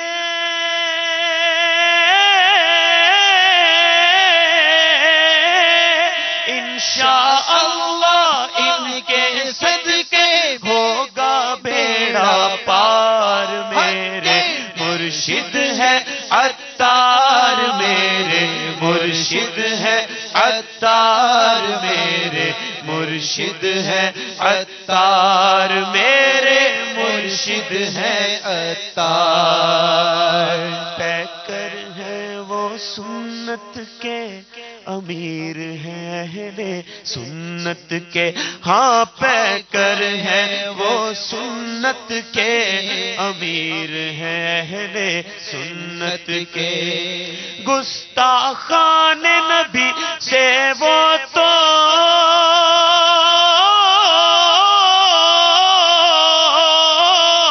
گستاخان نبی سے وہ تو ہر دم ہے بیزار میرے مرشد ہے عطار میرے مرشد ہے عطار میرے مرشد ہے عطار میرے مرشد ہے عطار ماشاءاللہ فیضان سحری کا سلسلہ جاری ہے اور نگران شورا بھی تشریف لا چکے ہیں بھائی صاحب آج محبت الہی ہمارا موضوع ہے ایک حدیث پاک آخر میں میں پیش کرتا ہوں اور اس پر کچھ مدنی پھول آپ سے بھی لیتے ہیں حضرت سیدنا انس رضی اللہ تعالیٰ عنہ سے مروی ہے نبی پاک صلی اللہ تعالیٰ علیہ وسلم کا فرمان محبت نشان ہے جو اللہ عز و جل سے محبت کرتا ہے اسے چاہیے کہ مجھ سے محبت کرے وہ مجھ سے محبت کرے اور جو مجھ سے محبت کرتا ہے اسے چاہیے کہ وہ میرے صحابہ سے محبت کرے اور جو میرے صحابہ سے محبت کرتا ہے اسے چاہیے کہ وہ قرآن پاک سے محبت کرے اور جو قرآن پاک سے محبت کرتا ہے اسے چاہیے کہ وہ مساجد سے محبت کرے کیونکہ یہ ایسی عمارتیں ہیں جنہیں اللہ تعالیٰ نے بنانے اور پاک رکھنے کا حکم دیا اور ان میں برکت رکھی بس یہ خیر و برکت والی جگہ ہیں اور ان کے رہنے والے بھی خیر و برکت میں ہیں یہ پسندیدہ جگہ ہیں اور ان میں رہنے والے بھی پسندیدہ ہیں یہ لوگ اپنی نمازوں میں ہوتے ہیں تو اللہ عز و جل ان کی ضرورت پوری فرماتا ہے یہ مساجد میں ہوتے ہیں تو اللہ عز و جل ان کو اپنے مقاصد میں کامیابی عطا فرماتا ہے خوش نصیب ہیں وہ لوگ جو مساجد میں اپنا آنا جانا رکھتے ہیں نمازیں پڑھتے ہیں پھر صحابہ سے محبت قرآن سے محبت سرکار علیہ الصلوۃ والسلام سے محبت گویا اللہ سے محبت ہے سبحان اللہ جی ایسا اعتکاف والے بھی مسجدوں میں قیام کر رہے ہیں مسجدوں میں بسے ہوئے ہیں گویا اللہ کے گھر کی برکتیں لوٹ رہے ہیں کیا فرمائیں گے محبت الہی پر ہے الحمدللہ رب العالمین والصلاة والسلام علی سید المرسلین حدیث پاک میں آتا ہے جو اللہ تعالیٰ سے ملاقات کو پسند فرماتا ہے اللہ تعالیٰ اس سے ملاقات کو پسند فرماتا ہے سبحان اللہ تو یہ حدیث پاک کا جو مجھے مضمون یاد ہے آپ مجھے پہلے سے بتاتے نہیں ہو کہ آپ کا موضوع کیا ہوتا ہے تو اس پر کچھ کل عشق رسول ہے سب کل انشاءاللہ کل محبت رسول انشاءاللہ اچھا جزاک اللہ تو اس میں یہ ہوتا ہے کہ مطلب یہ حدیث پاک کا مضمون ہے کہ جو اللہ سے ملاقات کو پسند کرتا ہے اللہ تعالیٰ اس سے ملاقات کو پسند فرماتا ہے تو صحابہ کرام علیہم رضوان نے عرض کی کہ وہ ایسا کون جو مطلب ہم میں سے کون ہوگا جو اللہ سے ملنا پسند نہ فرمائے ارشاد فرمایا کہ اعتبار موت کے وقت کا ہے کہ جب موت کے وقت بندہ رب سے ملنے کو پسند فرمائے اور ایک مجھے واقعہ یاد آ رہا ہے اللہ کے کسی نبی کا واقعہ ہے یہ اس واقعے کو مفتی احمد یار خان نعیمی رحمۃ اللہ تعالیٰ علیہ نے تفسیر نعیمی میں نقل کیا ہے مجھے اس واقعے کا پورا خلاصہ یاد آ رہا ہے کہ اللہ تعالیٰ کے وہ فرشتے موت کے فرشتے روح قبض کرنے کے لیے حاضر ہوئے تو انہوں نے کچھ کہا کہ مطلب کیا میری روح قبض ہوگی تو اس طرح کا کچھ کلام ہوا تو غیب سے آواز آئی کیا محبوب سے ملنے کو پسند نہیں کرتا تو فوراً اللہ کے نبی نے ارشاد فرمایا کہ جلدی جلدی میری روح قبض کر لو تو یہ محبت الہی جو ہے نا سبحان اللہ یہ بہت ہی عمدہ اور عظیم شے ہے اور اللہ کرے کہ ہمیں نصیب ہو جائے جب محبت ہو جاتی ہے نا تو پھر بندہ بات بھی مانتا ہے کیا بات ہے جس سے محبت ہو اسے ناراض کیسے کرے گا پھر جی اللہ انشاءاللہ ہمارا جو ایک سیگمنٹ ہوتا ہے وہ ہم کمپلیٹ کر لیتے ہیں. ہمارا سوال تھا کہ قرآن پاک میں کل کتنی آیتیں ہیں؟ جواب ہے 6666. 6666. کم و بیش 6666. مختلف اقوال ہیں جی. یہ بھی ایک کول ملتا ہے. ٹھیک ہے. صحیح جواب دینے والوں کے نام اسکرین پر آپ دیکھ رہے ہوں گے، اور ان میں سے جنہوں نے صحیح جواب دیے ہیں ان میں سے جن کا نام آج ہم پکار رہے ہیں، جن کا انعام نکلا ہے، وہ ہیں ام حسان خانیوال سے. تو اپنے محرم کے ذریعے آپ ہمیں ایڈریس بھیج دیجیے گا تو انشاءاللہ مدنی چیک آپ تک پہنچا دیں گے. نگران شورا اب انشاءاللہ مزید مدنی پھول دیں گے. صلو علی الحبیب صلی اللہ تعالی علی محمد. آپ ہیں نا ہمارے ساتھ؟ بالکل آئی صاحب، آپ کے بھی ساتھ ہیں. جی. تو ڈاکٹر صاحب آج ہمارے لیے جو کچھ طبی حوالے سے مشورے لائے ہیں، تو وقت کم ہوتا ہے. جی ڈاکٹر کامران، ڈاکٹر سلمان، آج آپ مدنی چینل کے ناظرین کو میڈیکل کے حوالے سے، طبی حوالے سے کیا مشورے دیں گے؟ بھائی صاحب، آج جو ہم نے ٹاپک چوائس کیا ہے وہ بڑا کامن سا ہے، ہر گھر میں یہ پرابلم آتی ہیں اور آج کل کچھ زیادہ بھی ہو رہی ہوں گی. وہ ہے سینے کی تیزابیت، یعنی معدے میں خرابی. سینے کی تیزابیت، معدے میں خرابی. جی جی. سینہ کہیں اور ہے، معدہ کہیں اور ہے. وہ تیزابیت ریلیٹڈ ہوتی ہے نا. اچھا سینے سے، ٹھیک ہے. وہ ریفلکس آتا ہے نا، تو وہ تیزابیت ہوتی ہے. تو عموماً لوگوں کو یہ کمپلین ہوتی ہے. آپ کال کر سکتے ہیں اگر آپ کال کرنا چاہیں. مدنی چینل کے ناظرین، ڈاکٹر صاحب ہمارے ساتھ ہیں. اگر وقت کے دوران کال آ گئی چلا سکے تو انشاءاللہ چلا دیں گے. تو اس پہ بات کرنے سے پہلے اگر ہم اس کی نارمل جو حالت ہوتی ہے اس کو اگر ہم سمجھ لیں، ڈاکٹر سلمان انشاءاللہ اس کے اوپر تھوڑا سا ڈیٹیل میں بتا دیں گے کہ نارمل بیسیکلی کیا چیز ہوتی ہے، تو وہ ہمیں آسانی سے سمجھ میں آ جائے گی. جی ڈاکٹر سلمان. ایسا یہ ہم لوگ سنتے تو رہتے ہیں کہ آج کل کے معدے میں سوزش، معدے میں ورم اور معدے میں تیزابیت اور معدے کے السر، یہ بیسیکلی سب ہوتے کیا ہیں، کس طریقے سے ہوتا ہے، ان کا میکینزم کیا ہوتا ہے. نارمل جو معدہ ہے اس کے کام کرنے کی ترکیب جو ہم سمجھ لیں گے نا تو انشاءاللہ پھر اس کو کام کروانے کا طریقہ کار بھی سیکھ لیں گے. ٹھیک ہے. نارمل یہ ہوتا ہے بندہ انسان کھانا کھاتا ہے، وہ کھانے کی نالی سے ہوتا ہے، وہ معدے میں کھانا چلے جاتا ہے. تو معدے کی دیواروں کے اندر اپنے غدود موجود ہوتے ہیں جو ایسڈ پروڈیوس کر رہے ہوتے ہیں.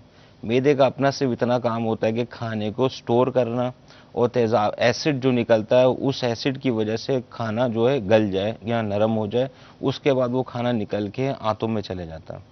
اور معدے کی اپنی سٹور کرنے کی ایک کیپیسٹی ہوتی ہے، یعنی معدہ کا مبیش 2 لیٹر جو مقدار ہے وہ اتنا کھانا سٹور کر سکتا ہے.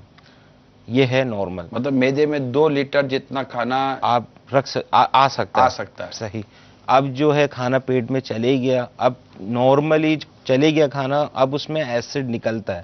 اگر اب میں کھانا کی ڈائٹ کچھ اس طرح کی لوں جس میں آلریڈی مسالے موجود ہیں، اس کے اندر کولڈ ڈرنک شامل ہیں، جن کے اندر تلی ہوئی گھی والی اس طرح کی اشیاء موجود ہیں، تو اس میں ہوتا یہ ہے کہ اس معدے کی اپنی ایسیڈیٹی میں مزید ایسیڈیٹی ہو جاتی ہے. جب وہ تیزابیت بڑھ جاتی ہے تو اس تیزابیت کے اثرات معدے کی دیواروں پہ آنے لگتے ہیں. تو معدے کی دیوار میں جب سوزش آ جاتی ہے، خراش آ جاتی ہے، کوئی زخم بن جاتا ہے، تو یہی ساری ٹرمینالوجی ہوتی ہیں کہ زخم ہو گیا، السر ہو گیا، ورم ہو گیا. پھر اس کی وجہ سے جو ہوتا ہے کہ یہ کانسٹیپیشن کے مسائل، بد ہضمی کے مسائل، یہ سارے معاملہ جنم لینا شروع کر دیتے ہیں. اب چونکہ معدہ صرف 2 لیٹر کھانا اپنے اندر رکھ سکتا ہے، اس سے زائد کھانا ہم نے لے لیا. معدے کے 2 پوائنٹس ہوتے ہیں، اینڈز ہوتے ہیں، ایک اوپر والو ہوتا ہے، ایک نیچے والو ہوتا ہے. کھانا زائد مقدار میں سے 2 لیٹر سے زائد ہم نے بہت زیادہ کھا لیا تو 3 لیٹر 4 لیٹر ہو گیا، تو اوپر والا جو والو ہوتا ہے وہ بند نہیں ہو پاتا. یعنی وہ وال جو کھانے کی نالی سے معدے میں جا رہا ہے وہ بند نہیں ہو پاتا، معدے کا سائز فلو ہوتا ہے. جیسے ہی ہم لیٹتے ہیں تو وہ کھانا واپس کھانے کی نالی میں آتا ہے، تو جس کی وجہ سے جو مریض کمپلین کرتے ہیں کہ سوتے وقت تیزابیت ہو رہی ہے، سینے پہ جلن ہو رہی ہے گی، سانس لینے میں مشکل ہو رہی ہے، یہ وجہ یہی ہوتی ہے اوور ایٹنگ کی وجہ سے. آپ کو تجربہ ہوگا ڈاکٹر صاحب کہ منڈے اور ٹیوزڈے سے پیشنٹ زیادہ ہوتے ہیں؟ منڈے ٹیوزڈے پیشنٹ زیادہ ہوتے ہیں اس طرح کے. بالکل. کیونکہ یہ سیٹرڈے سنڈے کو جی سر یہ دعوتیں کھاتے ہیں. نارملی ہفتے اور اتوار کو، میری بھی ڈاکٹر سے شاید آپ سے بھی بات ہوئی تھی یا کسی اور سے بات ہوئی تھی، ہفتے اور اتوار کو نارملی دعوتیں ہوتی ہیں. اور یہ دعوت تو ہوتی ہیں، وہ جو دعوت ہوتی ہے جس کو ہم دعوت کہتے ہیں، اور اس میں 15-15 20-20 آئٹمیں ہوتی ہیں. مال مفت دل بیرم، لفافہ دینا ہے 200-250-300 روپے کا وصول کرنا ہے ٹھیک ٹھاک، اور اس میں جو غذائیں دی جاتی ہیں عبدالحبیب کو نہیں دکھائیں پلیز، سوری، نہیں میں آپ سے کوئی بات نہیں کر رہا ہوں، ریئلی میں آپ سے بات نہیں کر رہا، نہیں آپ سے بات، جی ایک تو 10-15 منٹ باقی ہوتے ہیں، پھر آپ اس پہ نہیں میں نہیں، بات تو وہ میڈیکلی ہو رہی ہے، آپ اپنا مطلب مجھے امید ہے کہ آپ مطلب وہ، لیکن دعوت میں یہ تو پتہ نا، وہ ہفتہ اتوار کو لوگ دعوتوں میں زیادہ جاتے ہیں، اور مجھے باقاعدہ انفارمیشن ہے، میں نے ڈاکٹر سے بات کی ہے، سیٹرڈے سنڈے اور Tuesday, sorry Monday Tuesday Wednesday زیادہ تر پیشنٹ یہ گیس کے منڈے کے بہت زیادہ منڈے مارننگ صبح سے صبح کے زیادہ ہوتے ہیں، اس لیے کہ یہ ہفتہ اتوار کو ٹھیک ٹھاک مرغن مسالے والی ایک تو غذائیں لیتے ہیں، پھر مطلب کہ کولڈ ڈرنک لیتے ہیں نا، اس کے بعد ان کو جو آ کر سو جاتے ہیں رات کو 1:30-2 بجے گھر پر آ کر، اور وہی جو آپ نے کہا نا، کتنی اچھی بات کی آپ نے کہ اوپر کا منہ بند ہی نہیں ہوا ہے میدے کا، تو اس سے تو نکالا کھانا باہر۔ عبدالحبیب سمجھ رہے نا آپ؟ جی ڈاکٹر صاحب آپ کیا کہہ رہے تھے؟ سوری آپ کیری آن۔ تو صاحب میں عرض یہ کر رہا تھا کہ ہم کو صرف یہ سمجھنا ہے کہ نارمل میدا کیا کام کرتا ہے، وہ کھانا سٹور کرتا ہے، اپنا ایسڈ پروڈیوس کرتا ہے، کھانا ہضم ہو جائے، اس کی مقدار 2 لیٹر اس سے زائد بڑھے گی، وہ بد ہضمی والے معاملات دوبارہ شروع کر دیتے ہیں۔ اب چونکہ کھانے کے اندر باربیکیو آئٹمس ہوتے ہیں، مسالے جات والے ہوتے ہیں، ان سے یہ ہوتا ہے مزید ایسیڈیٹی سے جو پیٹ کی دیواریں ہوتی ہیں، جھلی جو ہوتی ہے، اس میں زخم آ جاتا ہے، اللہ اللہ اللہ، اس کو یہ کہلاتا ہے السر۔ یہ السر جو ہوتا ہے یہ کبھی کبھی بلیڈ کرنے لگ جاتا ہے، یعنی اس میں سے خون آنے لگ جاتا ہے، وہ خون نکل کے پھر وہ آنتوں میں جاتا ہے، جب وہ آنتوں میں جاتا ہے تو اس کے پھر اپنی کمپلیکیشن ہے، ڈرانے والی باتیں کر رہے ہیں۔ اس کی ورس سچویشن ہوتی ہے۔ ایسا ایک پیشنٹ ہمارے پاس آئے تھے اسی طرح کے، آپ اگر کسی بھی ہاسپٹل کی ایمرجنسی میں چلے جائیں تو روزانہ ایک پیشنٹ اس طرح کی ایسیڈیٹی کی کمپلیکیشن کے ساتھ آئے گا، وہ اس طرح آئے گا کہ پیٹ اس کا پھولا ہوا ہوگا، شدید تکلیف میں ہوگا، سانس اس کے اندر جا نہیں رہی ہوتی ہے، گھبراہٹ اس کی میکسیمم ہوتی ہے۔ ان کو جو ایگزامینیشن وغیرہ کیا جاتا ہے، جو پیٹ کی جو دیوار ہے اس کی پوزیشن ایسی ہوتی ہے کہ پیٹ کے فوری پیچھے لبلبا موجود ہوتا ہے جہاں انسولین بنتی ہے، جس کا تعلق شوگر سے ہے۔ اگر جب پیٹ میں بلیڈ ہوتا ہے، زخم ہوتا ہے، تو وہ خون نکل کے لبلبے میں جاتا ہے اور وہ لبلبے کو بھی خراب کر رہا ہوتا ہے۔ جب لبلبا خراب ہوتا ہے تو یہ سمجھ لیں پورے انفیکشن وغیرہ یہ آگے چل کے پھیل جاتے ہیں، یہ آگے چل کے پھیل جاتے ہیں، اور اس سچویشن میں ایمرجنسی میں ہی پیشنٹ آتا ہے، اور یہ جو پیشنٹ ہوتے ہیں ینگ ہوتے ہیں، 30-35 ایج کے۔ اچھا، پہلے ہم پڑھتے تھے کتابوں میں 40-45 اس ایج کے عموماً پیشنٹ آتے ہیں، لیکن اب چونکہ ڈائٹری پیٹرن، کھانے پینے کا پیٹرن تبدیل ہو چکا ہے، تو اس طرح کے پیشنٹ کی آنے کی فریکوینسی ہاسپٹلز میں بڑھ گئی ہے۔ تو برگر پیزا اور فاسٹ فوڈ اس پر افیکٹڈ ہیں؟ اس میں لازم برگر پیزا فاسٹ فوڈ، ابھی اس پر پھر کولڈ ڈرنک۔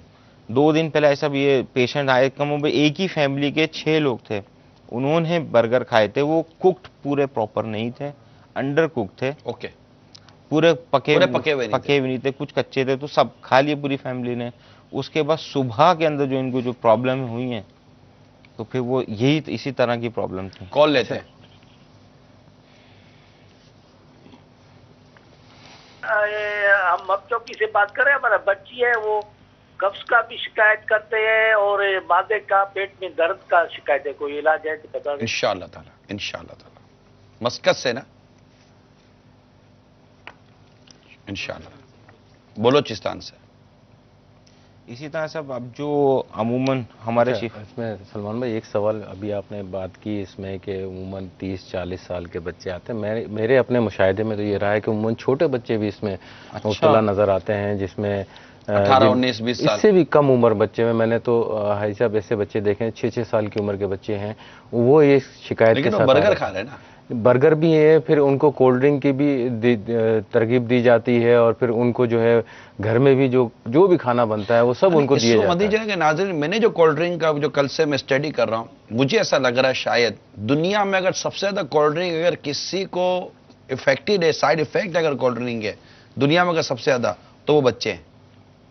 یعنی کولڈ ڈرنک کے اندر وہ چیزیں شامل ہیں، ہم یوں سمجھے کہ تحفظات ہیں، ہم ہر چیز کو نام لے کر آپ کو ایکسپلین نہیں کر سکتے، سمجھ سکتے ہیں آپ کہ ہم نام نہیں لے سکتے۔ آپ جنرلی طور پر جو کولڈ ڈرنکس ہوتی ہیں، جنرلی کولڈ ڈرنکس ہوتی ہیں، ان کے بارے میں اگر ہم بات کریں جو میڈیکلی پوائنٹ آف ویو پر بہت زیادہ نقصان دہ ہے کولڈ ڈرنک. ہم انشاءاللہ کل جو سائیڈ ایفیکٹ سلسلہ کر رہے ہیں یہ مغرب کے بعد کل یہ کولڈ ڈرنک پر کر رہے ہیں، اور بہت ساری ہم آپ کے سامنے اسٹڈی رکھیں گے انشاءاللہ تعالیٰ. جی کولڈ ڈرنک میں ایک چیز ہوتی ہے کیفین. کیفین کی خاصیت وہ چائے میں بھی ہوتی ہے، خاصیت یہ وہ پیٹ کی دیواروں سے ہی ہضم ہو جاتی ہے.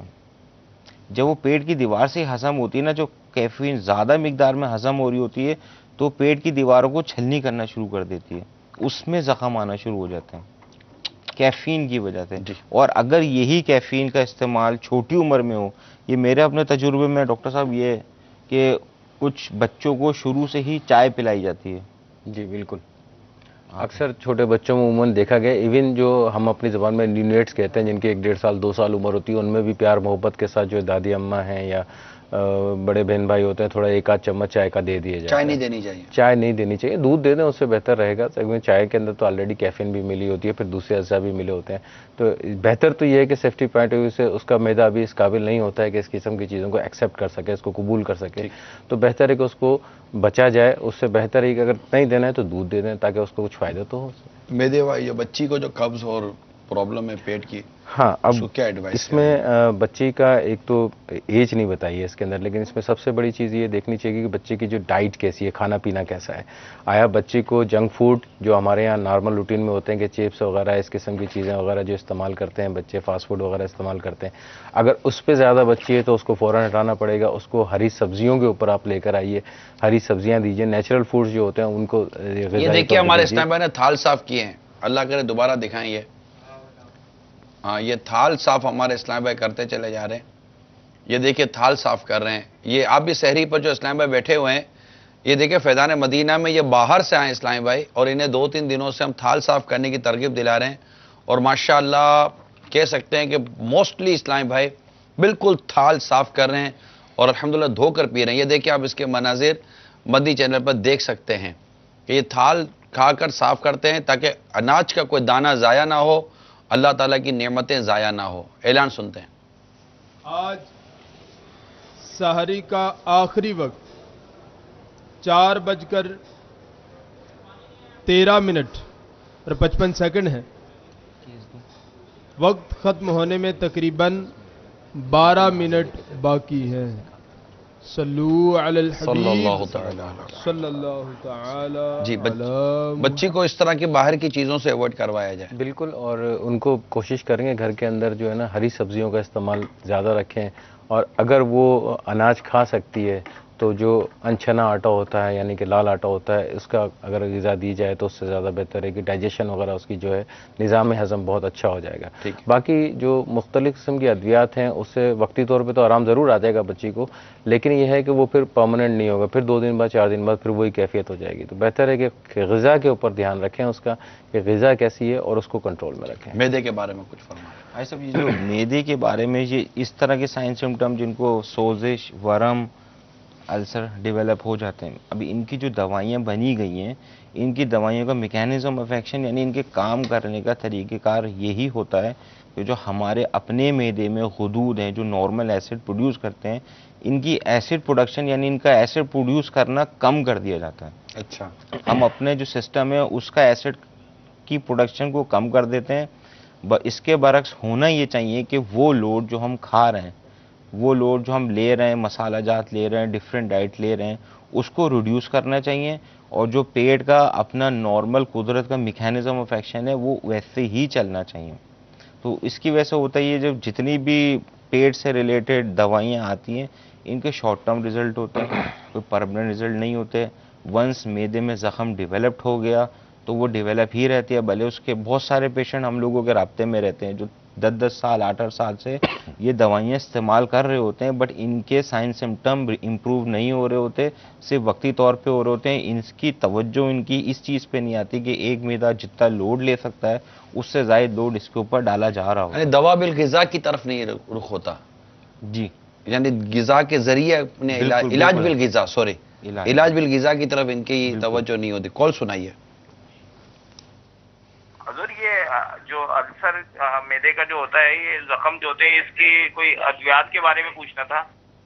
جی ایسا کچھ دوائیاں ایسی ہوتی ہیں جن کے استعمال سے بھی ایسا ہونا ممکن ہے، لیکن وہ صورت وہ ہوتی ہے کہ خالی پیٹ کھا لی گئی اور اس کے بعد اور کسی چیز کا استعمال نہیں ہوا، دوائیاں ہو گئیں، کھانے پینے کی چیزیں ہو گئیں، یہ صرف وہی ہے کہ پیٹ کی دیوار کے اندر زخم بن چکا ہے۔ اب یہ ہیل ہونے کا پروسیس وہی ہے کہ اب آپ یوں سمجھ لیں ایک معدہ آپ کا ہے، اس میں اگر آپ وہی ڈائٹ پیٹرن اپنا ڈالے چلے جائیں گے، مسالہ جات کھانے پینے کی صرف بے احتیاطی کریں گے، اس کے برعکس اگر آپ ڈائٹ میں دودھ لے لیں، فروٹس لے لیں، تو آپ یوں خود سمجھ سکتے ہیں کہ پیٹ پہ کتنی ریلیکسیشن ہے، اس کے اوپر جو ورک لوڈ آ رہا ہوگا ایسڈ پروڈکشن کا، کام ہونے کا، وہ کتنا ریلیکس ہو جائے گا۔ وہ جتنا ٹائم پیٹ کو ریلیکس ہونے کا ملے گا وہی ٹائم ان السر کی ریکوری کا ٹائم ہے۔ ڈاکٹر صاحب ہم یہ کہہ سکتے ہیں کہ جیسے کہ یہ ایک زخم ہو گیا، اب زخم پر آپ نمک ڈالتے رہیں گے، زخم پر مرچ ڈالتے رہیں گے، زخم پر مسالہ ڈالتے رہیں گے، تو یہ زخم صحیح نہیں ہو سکتا۔ ایسا ایک تو یہ ہو گیا زخم صحیح۔ اب پیٹ کی جو سٹرکچر ہے وہ گول شیپ میں، ٹھیک ہے، وزن کھانا 2 لیٹر تو کم اکثر عوام نہیں کھاتی ہیں، اس سے زائد 3 لیٹر کی مقدار میں کھانا چلے گا۔ اب اس کی جو گولائی میں سٹریچ آتا ہے نا، تو زخم میں چر بھی جا رہا ہوتا ہے، وہ چر جاتا ہے، پھر خون کی جو نالیاں ہوتی ہیں وہ پھٹنے لگ جاتی ہیں۔ اچھا، اس میں حاجی صاحب ایک چیز کا اور اضافہ کرتا چلوں کہ یہ جیسے ڈاکٹر سلمان نے کچھ غذاؤں کی طرف اشارہ کیا ہے، ایک چیز اور ہے جس کو ہم کہتے ہیں اسٹریس السر، یعنی کہ کچھ ہماری اسٹریس یعنی ذہنی تناؤ، کچھ جاب ایسی ہوتی ہیں، کچھ کام کاج ایسے ہوتے ہیں جس پہ بہت زیادہ تناؤ ہوتا ہے، ان کو بھی یہ ڈیولپ ہوتا ہے، اور یہ بڑی تیزی کے ساتھ ہو رہا ہے کیونکہ ہمارے معاشرے کے اندر ذہنی تناؤ بہت زیادہ پیدا ہو گیا ہے۔ تو عموماً یہ دیکھا گیا ہے کہ غذا تو اپنی جگہ پہ جگہ، لیکن اس کے ساتھ ساتھ اس کا جو وے آف ورکنگ ہے، کام کرنے کا اسٹائل ہے، وہ اس قدر پیچیدہ ہے، اس قدر تناؤ والا ہے کہ اس کی وجہ سے بھی وہ اسٹریس میں رہتا ہے، تو وہ بھی السر پیدا کرتا ہے، کیونکہ ایک آپ کی سیکریشنز جو ہے اندر بڑھ جاتی ہیں باڈی کے اندر۔ یہ کیسے ہوتا ہے، اس پر مزید ہم ڈیٹیل لیتے ہیں، کال سنائیے۔ میرا نام سید عقیل احمد ہے، میں سیکٹر 5 نیو کراچی میں رہتا ہوں۔ میرے میں تجاویز رہتی ہے، میں آج کل یہ سب گولی بھوسی اور تک ملنگا پی رہا ہوں، اس سے کچھ کافی بہتری آئی ہے، پینا صحیح ہے یا نہیں؟ ٹھیک ہے، ایک اور کال سنائیے۔ السلام علیکم ورحمۃ اللہ وبرکاتہ۔ وعلیکم السلام ورحمۃ اللہ وبرکاتہ۔ میرا نام محمد شباز ہے، میرے انکل ہیں، ان کے نا پیٹ میں اکثر درد رہتی ہے کھانے کے بعد، اور ان کو ناف کا بہت زیادہ مسئلہ ہے، تو آپ کوئی حل بتا دیں انشاءاللہ تعالی۔ جی ایسا بھی باپا کا رسالہ آئے گا پان گٹکے کے نقصانات، ابھی تو نئی ترکیب کے ساتھ آیا ہے، آج اناؤنسمنٹ کی ہے، تو نہیں وہ تو پان گٹکے کے نقصانات دوسرا ہے، آج تو وہ کباب سموسے کے نقصانات نہیں تھے، پان گٹکا بھی ہے، اپڈیٹ فارم میں آ گیا، نہیں وہ کباب سموسے کا، پان گٹکا صرف ہے۔ اگر آپ یہ جو جتنے بھی ہم جو کلینک ہاسپٹلز میں بیٹھ کے پیشنٹ دیکھتے ہیں نا، ینگ ایج کا 18 سال 17 سال کے آتے ہیں، اگر ان کی ڈیٹیل ہسٹری جب لی جاتی ہے، پوچھا جاتا ہے، تو انہیں یہ ملتا ہے کہ یہ پان گٹکا اور جو بھی اس طرح کے لوازمات ہوتے ہیں، سگریٹ بھی آ جاتی ہے، سگریٹ بھی آ جاتی ہے، تو اس کا یہ استعمال ہوتا ہے، اس کے اندر اتنی کوانٹٹی کے اندر چونا موجود ہوتا ہے، اس کو گلانے کے لیے ایک خاص ایسڈ استعمال ہوتا ہے، وہ ایسڈ ہی ہوتا ہے جو چھالیے والیوں کو گلا دیتا ہے، اور اس کے بعد جو یہ ان کے پیٹ میں ہی رہتا ہے، اور جب تک ان کے پیٹ میں رہتا ہے وہ کیا کرتا ہے یہ ان کو پتا ہے۔ آپ دیکھیں نا، جو اتنی سخت چھالیہ کو گلا دیتا ہے تو وہ ہمارے نازک سے معدے کی دیوار کا کیا اثر کرتا ہے، کیا بات، تو وہ اس چیز پہ ذرا غور کرنا چاہیے اور تھوڑا سا احتیاط برتنا چاہیے ان چیزوں سے کہ ان چیزوں سے بچا جائے۔ سب یہ یہاں ہو گیا ڈیولپ، اس کے سائیڈ ایفیکٹ سے پیٹ معدے تک نہیں رہتے، یہ کھانا نکل کے چھوٹی آنت پھر بڑی آنت، اس سے جو کھانا ہضم ہونے کا پروسیس ہے وہ ٹوٹل ڈسٹرب ہو جاتا ہے۔ کھانا ہضم ہوتا ہے تو ہضم ہونے کا اس سے منرلز نکلتے ہیں جو ہم کھایا کھانا، وٹامنز نکلتے ہیں، جن کو ایسیڈیٹی کی پرابلم ہوتی ہے اسی کے ساتھ ان کو وٹامنز اور منرلز کی پرابلم بھی ہوتی ہے۔ جیسے ایسیڈک کھانا چھوٹی آنت میں چلے گیا، اب وہ چھوٹی آنت میں اتنی کیپیسٹی بچتی نہیں ہے کہ اس کھانے میں سے کام کی چیزیں نکال لے، منرلز ہو گئے، وٹامنس ہو گئے، پروٹینز ہو گئے، یہ نکل نہیں پاتے، تو یہ اس طرح کے پیشنٹ ویکنیس کی طرف جانے لگتے ہیں، وٹامنس کی ڈیفیشنسیز کی طرف جانے لگ جاتے ہیں۔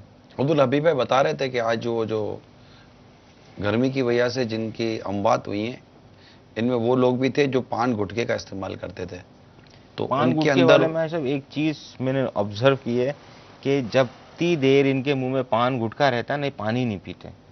جی کہاں سے پانی پئیں گے؟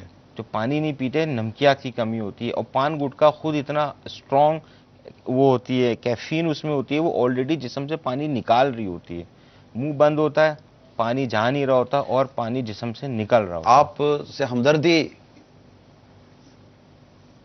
کی بنیاد پر عرض کر رہا ہوں, اور وہ گھر کے افراد جو گھر والوں سے ہمدردی کرتے ہیں, برائے کرم اگر آپ کے گھر والے سگریٹ, پان, گٹکا وغیرہ کے عادی ہیں, پلیز ان کو سمجھائیے, یا آپ خود ہی اگر عادی ہیں تو مان جائیے کہ یہ عادت بری ہے, یہ جان لے سکتی ہے, یہ بہت زیادہ آپ کو معذور کر سکتی ہے, بستر پر ڈال سکتی ہے, بعض اوقات منہ میں چھالا ہو جاتا ہے جو آگے جا کے کینسر بھی ہو جاتا ہے. تو یہ بچیے. تو یہ معدے کے متعلق جو ہم سن رہے ہیں اسی میں یہ چیزیں آ گئی. 2 کال آئی تھی, ان کے بارے میں آپ کیا کہیں گے؟ پہلی جو کال آئی تھی حاجی صاحب, اس میں انہوں نے کہا تھا کہ ان کو تیزابیت کی شکایت رہتی ہے, اس کے اسبغول اور تخم ملنگا جو ہے وہ استعمال کر رہے ہیں. اس کو استعمال کرنا بالکل صحیح ہے, فائدہ مند بھی ہوتا ہے, لیکن اس کے ساتھ ساتھ اگر وہ اپنی خوراک کے اوپر غور کر لیں کہ وہ ایسی کون سی خوراک لے رہے ہیں, یا ان کے جو لائف سٹائل ہے, ان کا رہن سہن کا جو طریقہ ہے وہ کس قسم کا ہے جس کی وجہ سے ان کو یہ ہو رہا ہے, اگر اس سے بچیں گے تو شاید اس کی بھی ضرورت نہیں پڑے گی. رات کو جیسے کھانا کھاتے ہیں تو کوشش کریں کہ کھانا کھانے کے بعد کچھ کم از کم 30-40 منٹ چہل قدمی کر لیا کریں. اور اگر کوئی سی بھی ڈائٹ, کوئی سی بھی غذا اگر رات کے ٹائم یہ لیتے ہیں, خاص کر رات کے ٹائم پہ, تو چہل قدمی ضرور کریں. تو اس سے بالکل جی 4:13:55 ہے, وقت ختم ہو رہا ہے, فوراً کھانا پینا بند کر دیجئے. اذان کا ہرگز انتظار نہ فرمائیے.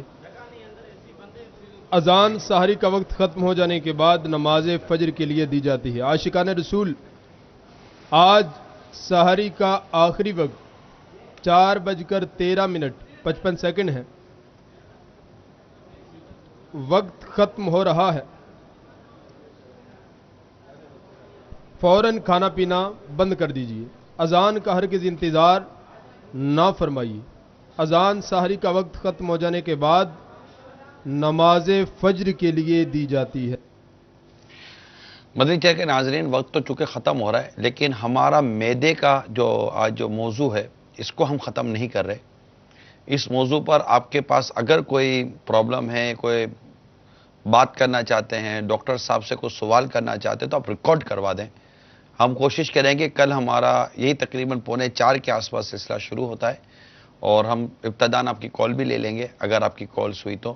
لیکن اس معدے کے ٹاپک کو ہم کل بھی کنٹینیو کریں گے, اور یہ انشاءاللہ ہم چلائیں گے, کیونکہ معدہ بہت زیادہ انوالو ہے ہمارے پوری باڈی کے اندر. باڈی جو اسٹرکچر ہے, کیونکہ اسی سے بلڈ بن رہا ہے, اسی سے یہ ساری غذائیت باہر نکل رہی ہے, اور بہت کچھ جو پلس مائنس ہو رہا ہے یہ معدے میں ہم جو کچھ ڈال رہے ہیں نا اس طرف سے ہو رہا ہے. تو یہ نارملی لائف میں بھی معدے کا ایک اپنا استعمال ہے. میں پھر عرض کر دوں, صحت مند رہنے کے لیے نیت کر لیجئے کہ میں صحت مند رہ کر اللہ تعالیٰ کی عبادت و قوت حاصل کروں گا. امید ہے اللہ کی رحمت سے صحت مند رہنے اور اپنی صحت کا خیال رکھنے کا بھی آپ کو ثواب ملے گا. اللہ تعالیٰ عمل کرنے کی توفیق عطا فرمائے. آئیے امیل سنت کی طرف چلتے ہیں. یہاں دنیا میں جس نے مصطفیٰ کو خوش کیا ہوگا, کوئی ہفتہ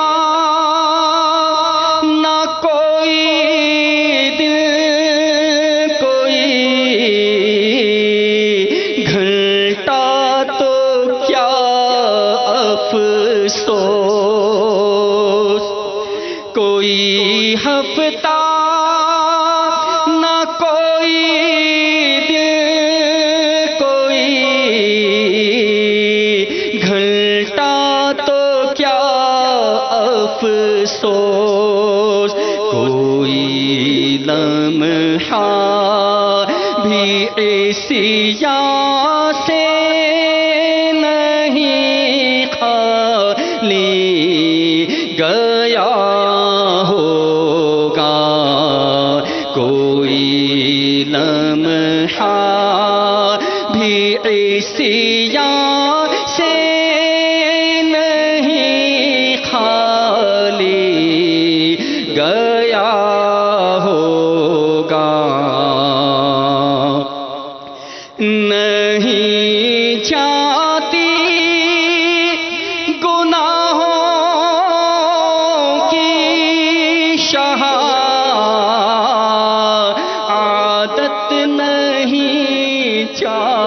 चाहती नहीं चाहती गुनाहों की शहादत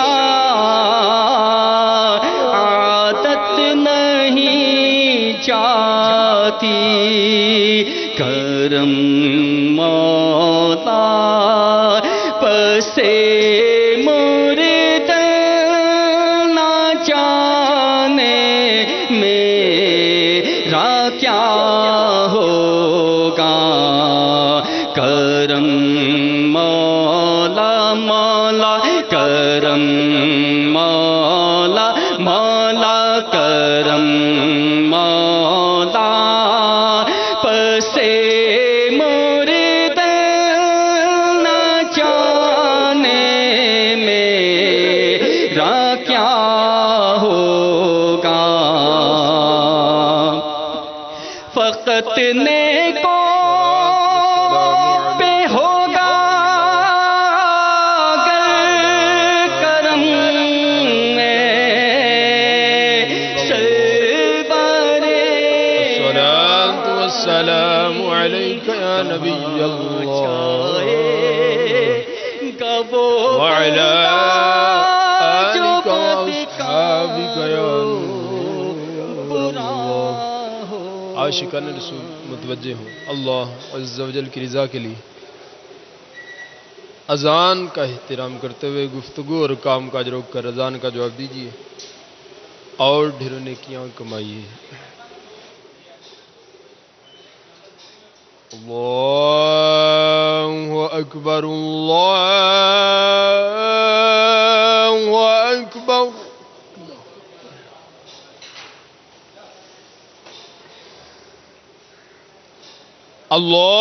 अल्लाहु अकबर अल्लाहु अकबर।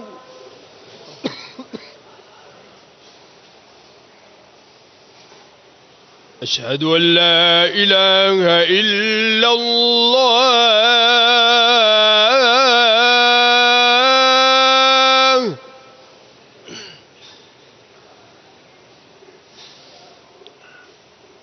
अशहदु अन ला इलाहा इल्लल्लाह।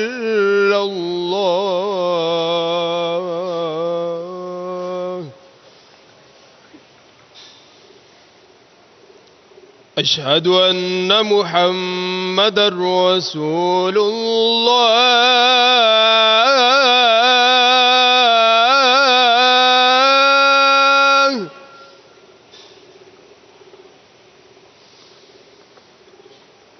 अशहदु अन्न मुहम्मदर रसूलुल्लाह।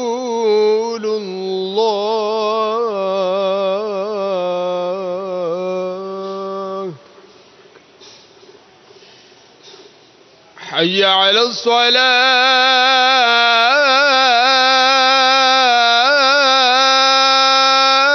الصلاة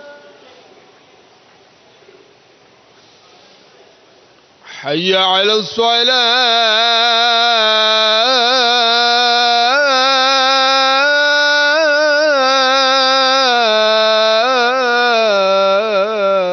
الصلاة حي على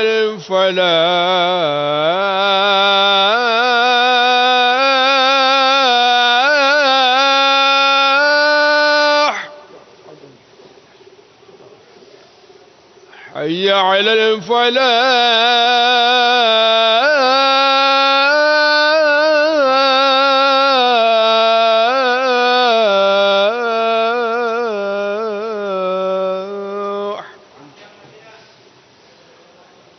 الصلاة خير من النوم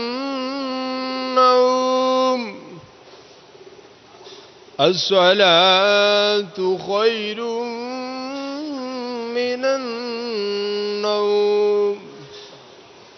الله أكبر الله أكبر لا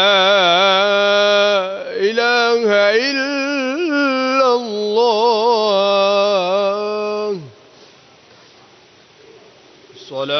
والسلام عليك يا رسول الله وعلى آلك وأصحابك يا حبيب الله. اللهم رب هذه الدعوة التامة والصلاة القائمة آت محمدا الوسيلة والفضيلة والدرجة الرفيعة وابعثه مقاما محمودا الذي وعدته وارزقنا شفاعته يوم القيامة إنك لا تخلف الميعاد. الصلاة والسلام عليك يا نبي الله وعلى آلك واصحابك یا نور اللہ. دعوت اسلامی کے عالمی مدنی مرکز فیضان مدینہ میں فجر کی جماعت کا وقت 4:40 ہے. دعوت اسلامی کے عالمی مدنی مرکز فیضان مدینہ میں فجر کی جماعت کا وقت 4:40 ہے. دعوت اسلامی کے عالمی مدنی مرکز فیضان مدینہ میں فجر کی جماعت کا وقت 4:40 ہے.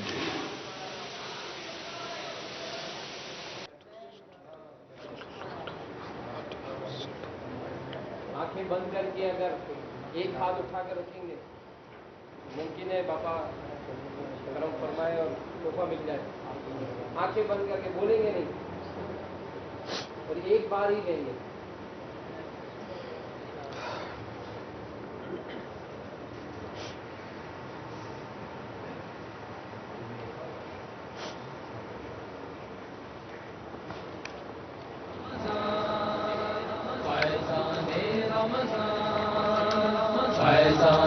رمضان رمضان رمضان رمضان رمضان رمضان رمضان فیضان رمضان رمضان رمضان رمضان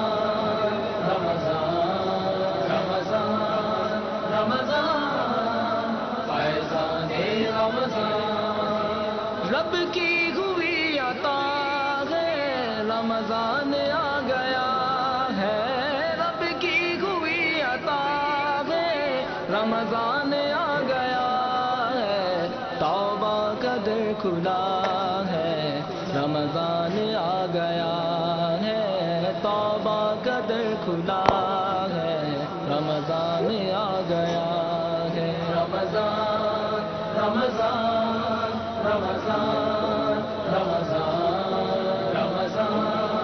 رمضان فیضان رمضان رمضان رمضان رمضان رمضان رمضان فیضان رمضان. بخشش ملے گی سب کو رحمت ملے گی سب کو. بخشش ملے گی سب کو رحمت ملے گی سب کو. یہ کہہ رہی ہوا ہے رمضان آ گیا ہے. یہ کہہ رہی ہوا ہے رمضان آ گیا ہے. رمضان رمضان رمضان رمضان رمضان رمضان فیضان رمضان رمضان رمضان رمضان رمضان رمضان رمضان فیضان رمضان. سحری کے وقت مومن کرنے لگے عبادت. سحری کے وقت مومن کرنے لگے عبادت. رحمت کا سلسلہ ہے رمضان آ گیا ہے. رحمت کا سلسلہ ہے رمضان آ گیا ہے. رمضان رمضان رمضان رمضان رمضان رمضان فیضان رمضان رمضان رمضان रमजान रमजान रमजान रमजान फैज़ाने रमजान। इफ्तार में ये मिलते इनाम खास रब के, इफ्तार में ये मिलते इनाम खास रब के, सबका हुआ भला है रमजान आ गया है, सबका हुआ भला है रमजान आ गया है। रमजान रमजान रमजान रमजान रमजान रमजान फैज़ाने रमजान रमजान रमजान रमजान रमजान रमजान रमजान फैज़ान।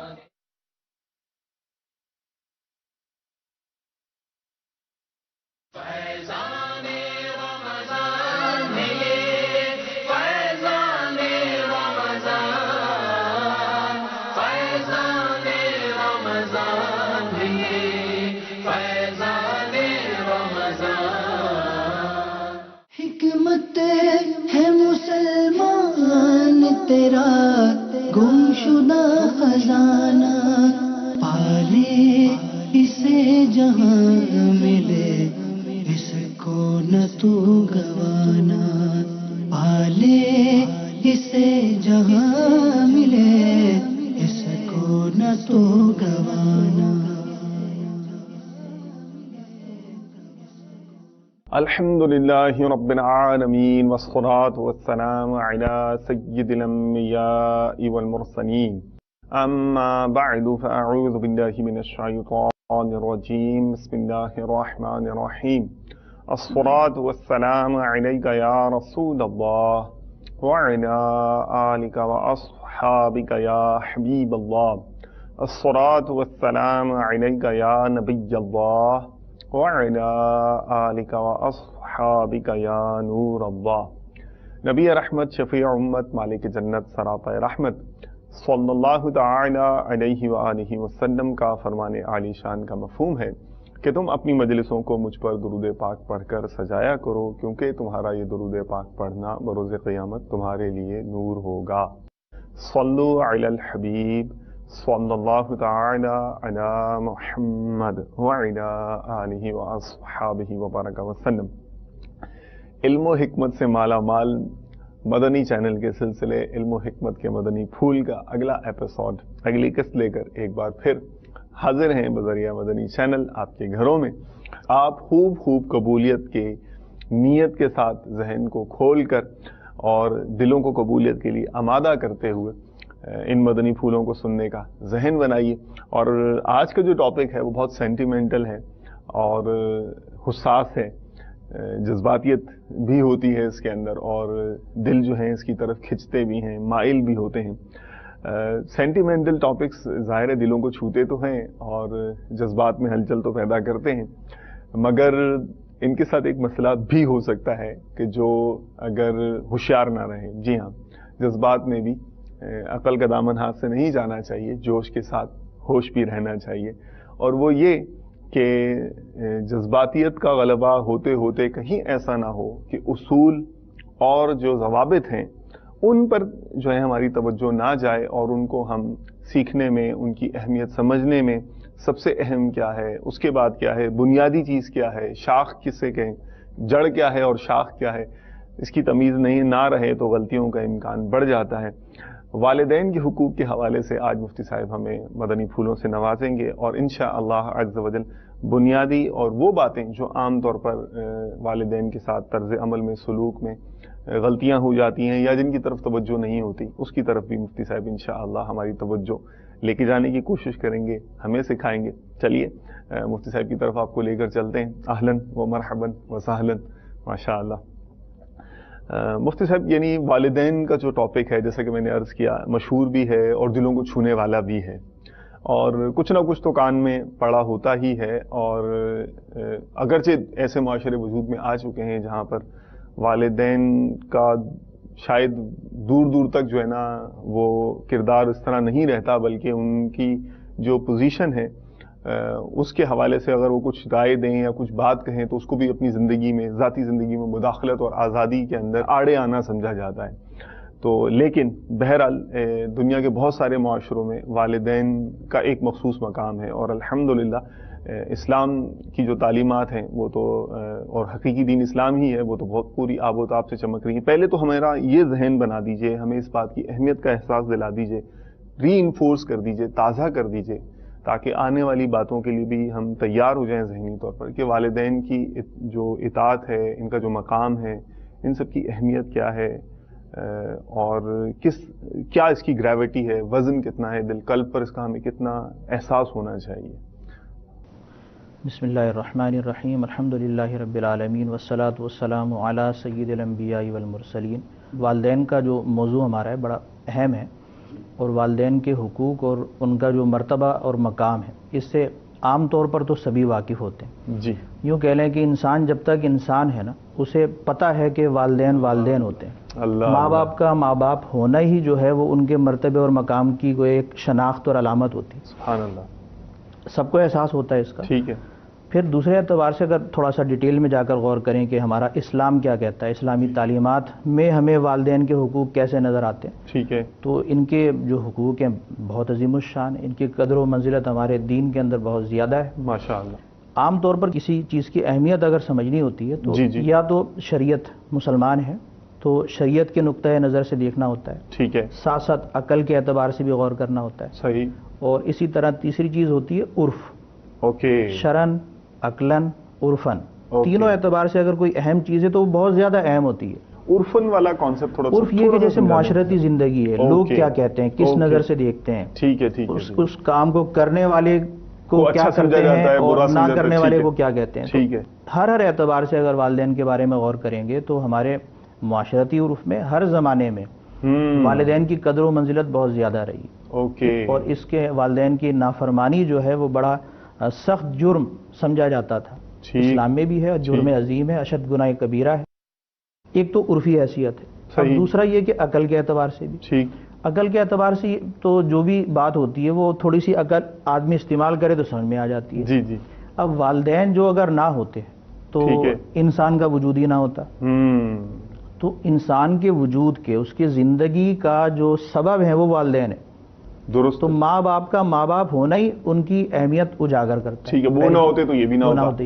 اسے جو کچھ ملے گا زندگی میں، دینی دنیا کی جو نعمتیں ملیں گی وہ یا اس کا سبب کون بن رہے ہیں؟ والدین بن رہے ہیں. مرحبا. اسی طرح ایک تو ان کی یہ کہ وہ نہ ہوتے تو یہ نہ ہوتا. اس کی زندگی اور اس کی جو ہے وہ وجود کی حیات کا سبب والدین ہیں. والدین ہیں. تو یہ ان کی اہمیت عقل کے اعتبار سے. دوسرا یہ کہ غور کیا جائے تو پیدا ہونے کے بعد والدین کے دلوں میں جو شفقت اور محبت اور رحمت، نرم دلی، رحم دلی اللہ تعالی نے رکھی ہے، اس کا مظاہرہ عام ہوتا ہے. مرحبا. والدین اپنا آرام کا خیال نہیں کرتے. صحیح ہے. اپنا آرام بچوں کی راحت پر قربان کر دیتے ہیں، بے آرامی کا شکار ہو جاتے ہیں. ٹھیک ہے. بچے اگر بے چین ہوتے ہیں، بیمار ہوتے ہیں، پریشان ہوتے ہیں تو والدین ان سے زیادہ ہوتے ہیں. ان کا جو ہے وہ سکون اور اطمینان سارا ختم ہو جاتا ہے.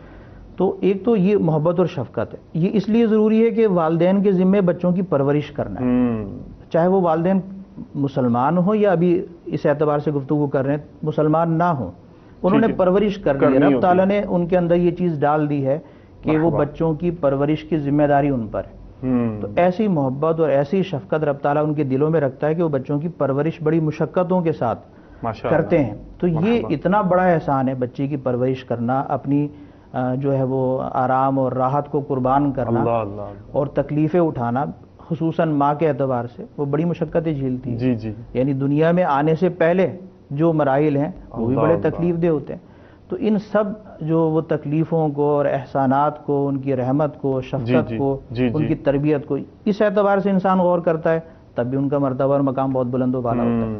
ان سے محبت بھی کی جائے گی اور ان سے عقیدت بھی رکھی جائے گی. دنیاوی زندگی میں اگر کوئی دو چار احسان کر دے تو کیسے اس کا ہم جو ہے نا وہ گیت گاتے پھرتے ہیں. تو اب یہ عقل کیا ہے. اب دین کیا کہتا ہے ہمارا. یعنی مسلمان نے یہ بھی دیکھنا ہے کہ ہمارا دین کیا کہتا ہے اور کس انداز میں والدین کو دیکھتا ہے. مرحبا. تو دین کا دینی تعلیمات کا جو منبع ہے وہ تو قرآن کریم ہے. مرحبا. اور قرآن کریم کی تشریحات وہ نبی کریم علیہ الصلوۃ والسلام کی احادیث مبارکہ میں.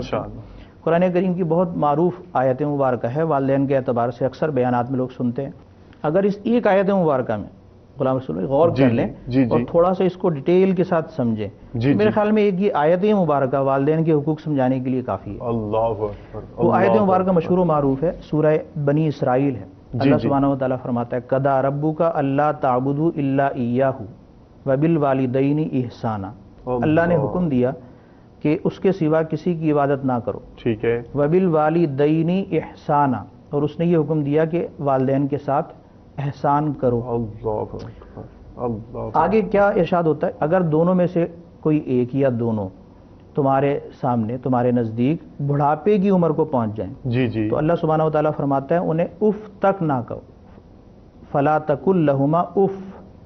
اب یہ اف ایک عربی کا جملہ ہے, لفظ ہے, جیسے اردو میں ہوں کہتے ہیں. تو یعنی دل تنگ ہو کر, پریشان ہو کر, والدین سے چڑ کر, ان کی بات کا برا منا کر, دل میں ان کی نفرت بٹھا کر, مثال کے طور پہ یہ جو جذبات ہیں نا, اس میں ایک وہ بے چینی بے رغبتی والا جو انداز ہوتا ہے, اس میں یہ دل تنگ ہو کے یہ جملہ جو کہا جاتا ہے نا ناپسندیدگی والا, آگے کوئی اور لفظ نہیں بولا, تو اس طرح کے جو جملے کہے جاتے ہیں یہ تک کہنا منع ہے. اور آگے فرمایا ولا تنہرہما, اور انہیں مت جھڑکو, جھڑکنے کا بھی منع فرمایا. اور اللہ تعالیٰ فرماتا ہے کیسے بات کرو, قل لہما قولا کریما, ان کے ساتھ تعظیم کی بات کرو. اب تعظیم کی, ادب اور احترام کے ساتھ, جیسے خادم اور غلام نہیں ہوتا وہ آقا سے کلام کرتا ہے, اس طرح کا کلام کرنا ہے, عاجزی کے ساتھ, انکساری کے ساتھ. آگے آیت مبارکہ میں وَخْفِضْ لَهُمَا جَنَاحَ الذُّلِّ مِنَ الرَّحْمَةِ, اور ان کے لیے عاجزی کا بازو بچھا دو نرمی کے ساتھ. یعنی ان کے لیے جو دل کی نرمی ہوتی ہے, رحم دلی ہوتی ہے, وہ اپنے دل میں رکھتے ہوئے بالکل ان کے سامنے بیت جاؤ, عاجزی اور انکساری کا مظاہرہ کرو. رب ارحمہما کما ربیانی صغیرہ, اور اللہ تعالیٰ سے دعا کرو کہ اے پروردگار ان پر رحم فرما جس طرح انہوں نے مجھے بچپن میں پالا. یعنی میں تو ادائیگی نہیں کر سکتا ان کے حقوق کی, تجھ سے ہی دعا کرتا ہوں کہ ان پر رحم فرما, اس طرح کچھ نہ کچھ ادائیگی میرے سے ہو سکتی ہے. تو یہ آیت مبارکہ بہت جامع ہے. اس کی ڈیٹیل میں جا کر اگر دیکھا جائے تو رحم دلی کی بات کی گئی, ٹھیک ہے, عاجزی کی بات کی گئی. بعض لوگ یہ ہوتا ہے کہ وہ والدین سے دل کے اندر خوش نہیں رہتے, ناراض رہتے ہیں, رسم و رواج کے اعتبار سے, عرف کے اعتبار سے تھوڑا سا والدین کے سامنے بلند آواز سے بات نہ کرنا, لوگ کیا جھگڑا نہ کرنا. تو اس طرح صرف ظاہری مظاہرہ نہیں کرنا, دل کو بھی والدین کی طرف سے صاف رکھنا یہ ذمہ داری ہے. یہ بہت امپورٹنٹ, اس کی طرف توجہ نہیں ہوتی. یعنی مثال کے طور پہ والدین کے سامنے تو بیٹھ گئے چپ چاپ, اسے انہیں پتا ہے کہ والدین کو جواب دیں گے تو معاشرے میں ہمارا کیا حال ہے, لوگ کیا کہیں گے, اور باہر جائیں گے تو کڑ کرتے رہتے ہیں. ٹھیک ہے, کہ والدہ کی شکایتیں, باپ کی شکایتیں, ان کی شکایتیں, یوں کرتی ہیں, یوں ہوتا ہے, یوں ہوتا ہے, ابو یوں جو بولتے ہیں. ان کی دیکھیں عقل کا اندھا پن دیکھیں, دین سے دوری کا عالم دیکھیں, کہ وہ والدین کی گویا غیبتیں تک کر رہے ہوتے ہیں لیکن انہیں ہوش نہیں آتا. حالانکہ قرآن کریم میں تو یہ ہے کہ دل کی نرمی کے ساتھ عاجزی کا بازو بچھاؤ. عاجزی تو ہوتی دل کے ساتھ ہے نا. مرحبا. ویسے اگر ہاتھ باندھ کے بیٹھ جائیں گے اور دل کے اندر کچھ ہو رکھا ہوگا, یہ کہاں کی عاجزی ہو گئی. تو اس اعتبار سے ایک تو غور کر لینا چاہیے کہ دل کو ہر صورت میں ان کے حوالے سے صاف رکھنا ہے. دل میں ان کے لیے نرمی رکھنی ہے, دل میں شدت, نفرت اور یہ جو کینہ وغیرہ جو ہوتا ہے عام مسلمانوں کے لیے بھی نہیں رکھنا چاہیے. تو والدین کا کینہ, ان کے خلاف غصہ, یہ کسی بھی صورت میں جو ہے وہ جائز نہیں ہے. آیت مبارکہ کا یہ. اچھا مصعب, یہاں ایک ذہن میں سوال آ رہا ہے, پھر آپ اپنی آگے یہ ڈسکشن کنٹینیو کیجیے گا, کہ ایک عام یعنی ذہن میں سوال یہ آئے گا کہ اب دیکھیں نا, کچھ بعض اوقات ایسا ہو جاتا ہے, بندہ بشر ہے, اب یعنی کوئی بات ناگوار گزر بھی جاتی ہے. اب وہ امی جان کا اپنا مزاج ہے اور بیٹی صاحبہ کا اپنا ایک مزاج ہے, اور دونوں کی فریکوینسی میچ نہیں کرتی ہے. تو اب انسان ہے, ناگوار تو گزر سکتا ہے, اب دل میں آ جائے, اب کیا کروں میں, اب مجھے غصہ بھی نہ آئے, مجھے برا بھی نہ لگے, میں بے حس ہو جاؤں, میں سن ہو جاؤں, مردہ ہو جاؤں. زندہ مردہ میں کچھ تو فرق ہوگا. ایک تو ہوتا ہے کہ دیکھیں خیال آ گیا, ٹھیک ہے, یعنی کوئی چیز آئی دل میں پیدا ہو گئی, ایک چیز यानी उभरी है अभी, एक दिल के अंदर एक ख्याल आया, मसलन शैतानी वसवसा भी हो सकता है, ठीक है, अगर वालदा की या वालिद की कोई गलती भी है तो गलती का एक असर तो दिल में पैदा होता है, लेकिन उसको बढ़ाना ये बंदे के बस में होता है।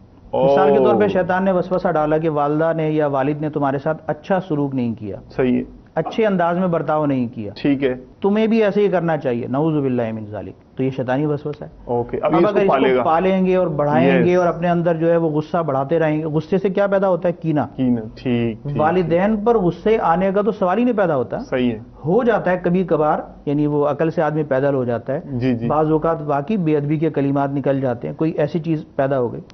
एक तो उस वक्त कंट्रोल रखना है कि बेअदबी करनी ही नहीं है, ठीक है, वालिदैन पे गुस्सा करना ही नहीं है। एक तो होता है आमने सामने गुस्सा आ गया, एक है कि गुस्सा निकाल नहीं पा रहा, अंदर गुस्से के अंदर फूला हुआ है, सही। तो ये वालिदैन पे गुस्से की तो कोई सूरत ही नहीं है, ठीक, यानी वालिदैन पर गुस्सा करना ही नहीं है, उसका इजहार भी नहीं करना, ये जायज गुस्सा नहीं है, हराम गुस्सा है, तो इसको तो दबाना है, ठीक है। अगर उसे नहीं दबाएंगे तो गुस्से से क्या पैदा हो जाएगा? कीना। कीना पैदा होगा तो फिर वो और नफरतें और हसद और पता नहीं क्या क्या, तो वालिदैन के बारे में ऐसा पैदा होगा तो अपनी आखिरत तबाह करना है, ठीक। तो अगर कुछ ना कुछ वो ऐसी बातें जिंदगी गुजारते हुए नशीब व फराज आते रहते हैं जिंदगी के अंदर, और कोई ऐसा इकदाम अगर वालिदैन की तरफ से हो जाए कि जो दुरुस्त नहीं है, ठीक है, यानी उसमें अपना ज़रर है, उसमें तकलीफ पहुंच रही है, तो उसी के लिए तो सब्र करना है। और सब्र कब करेंगे?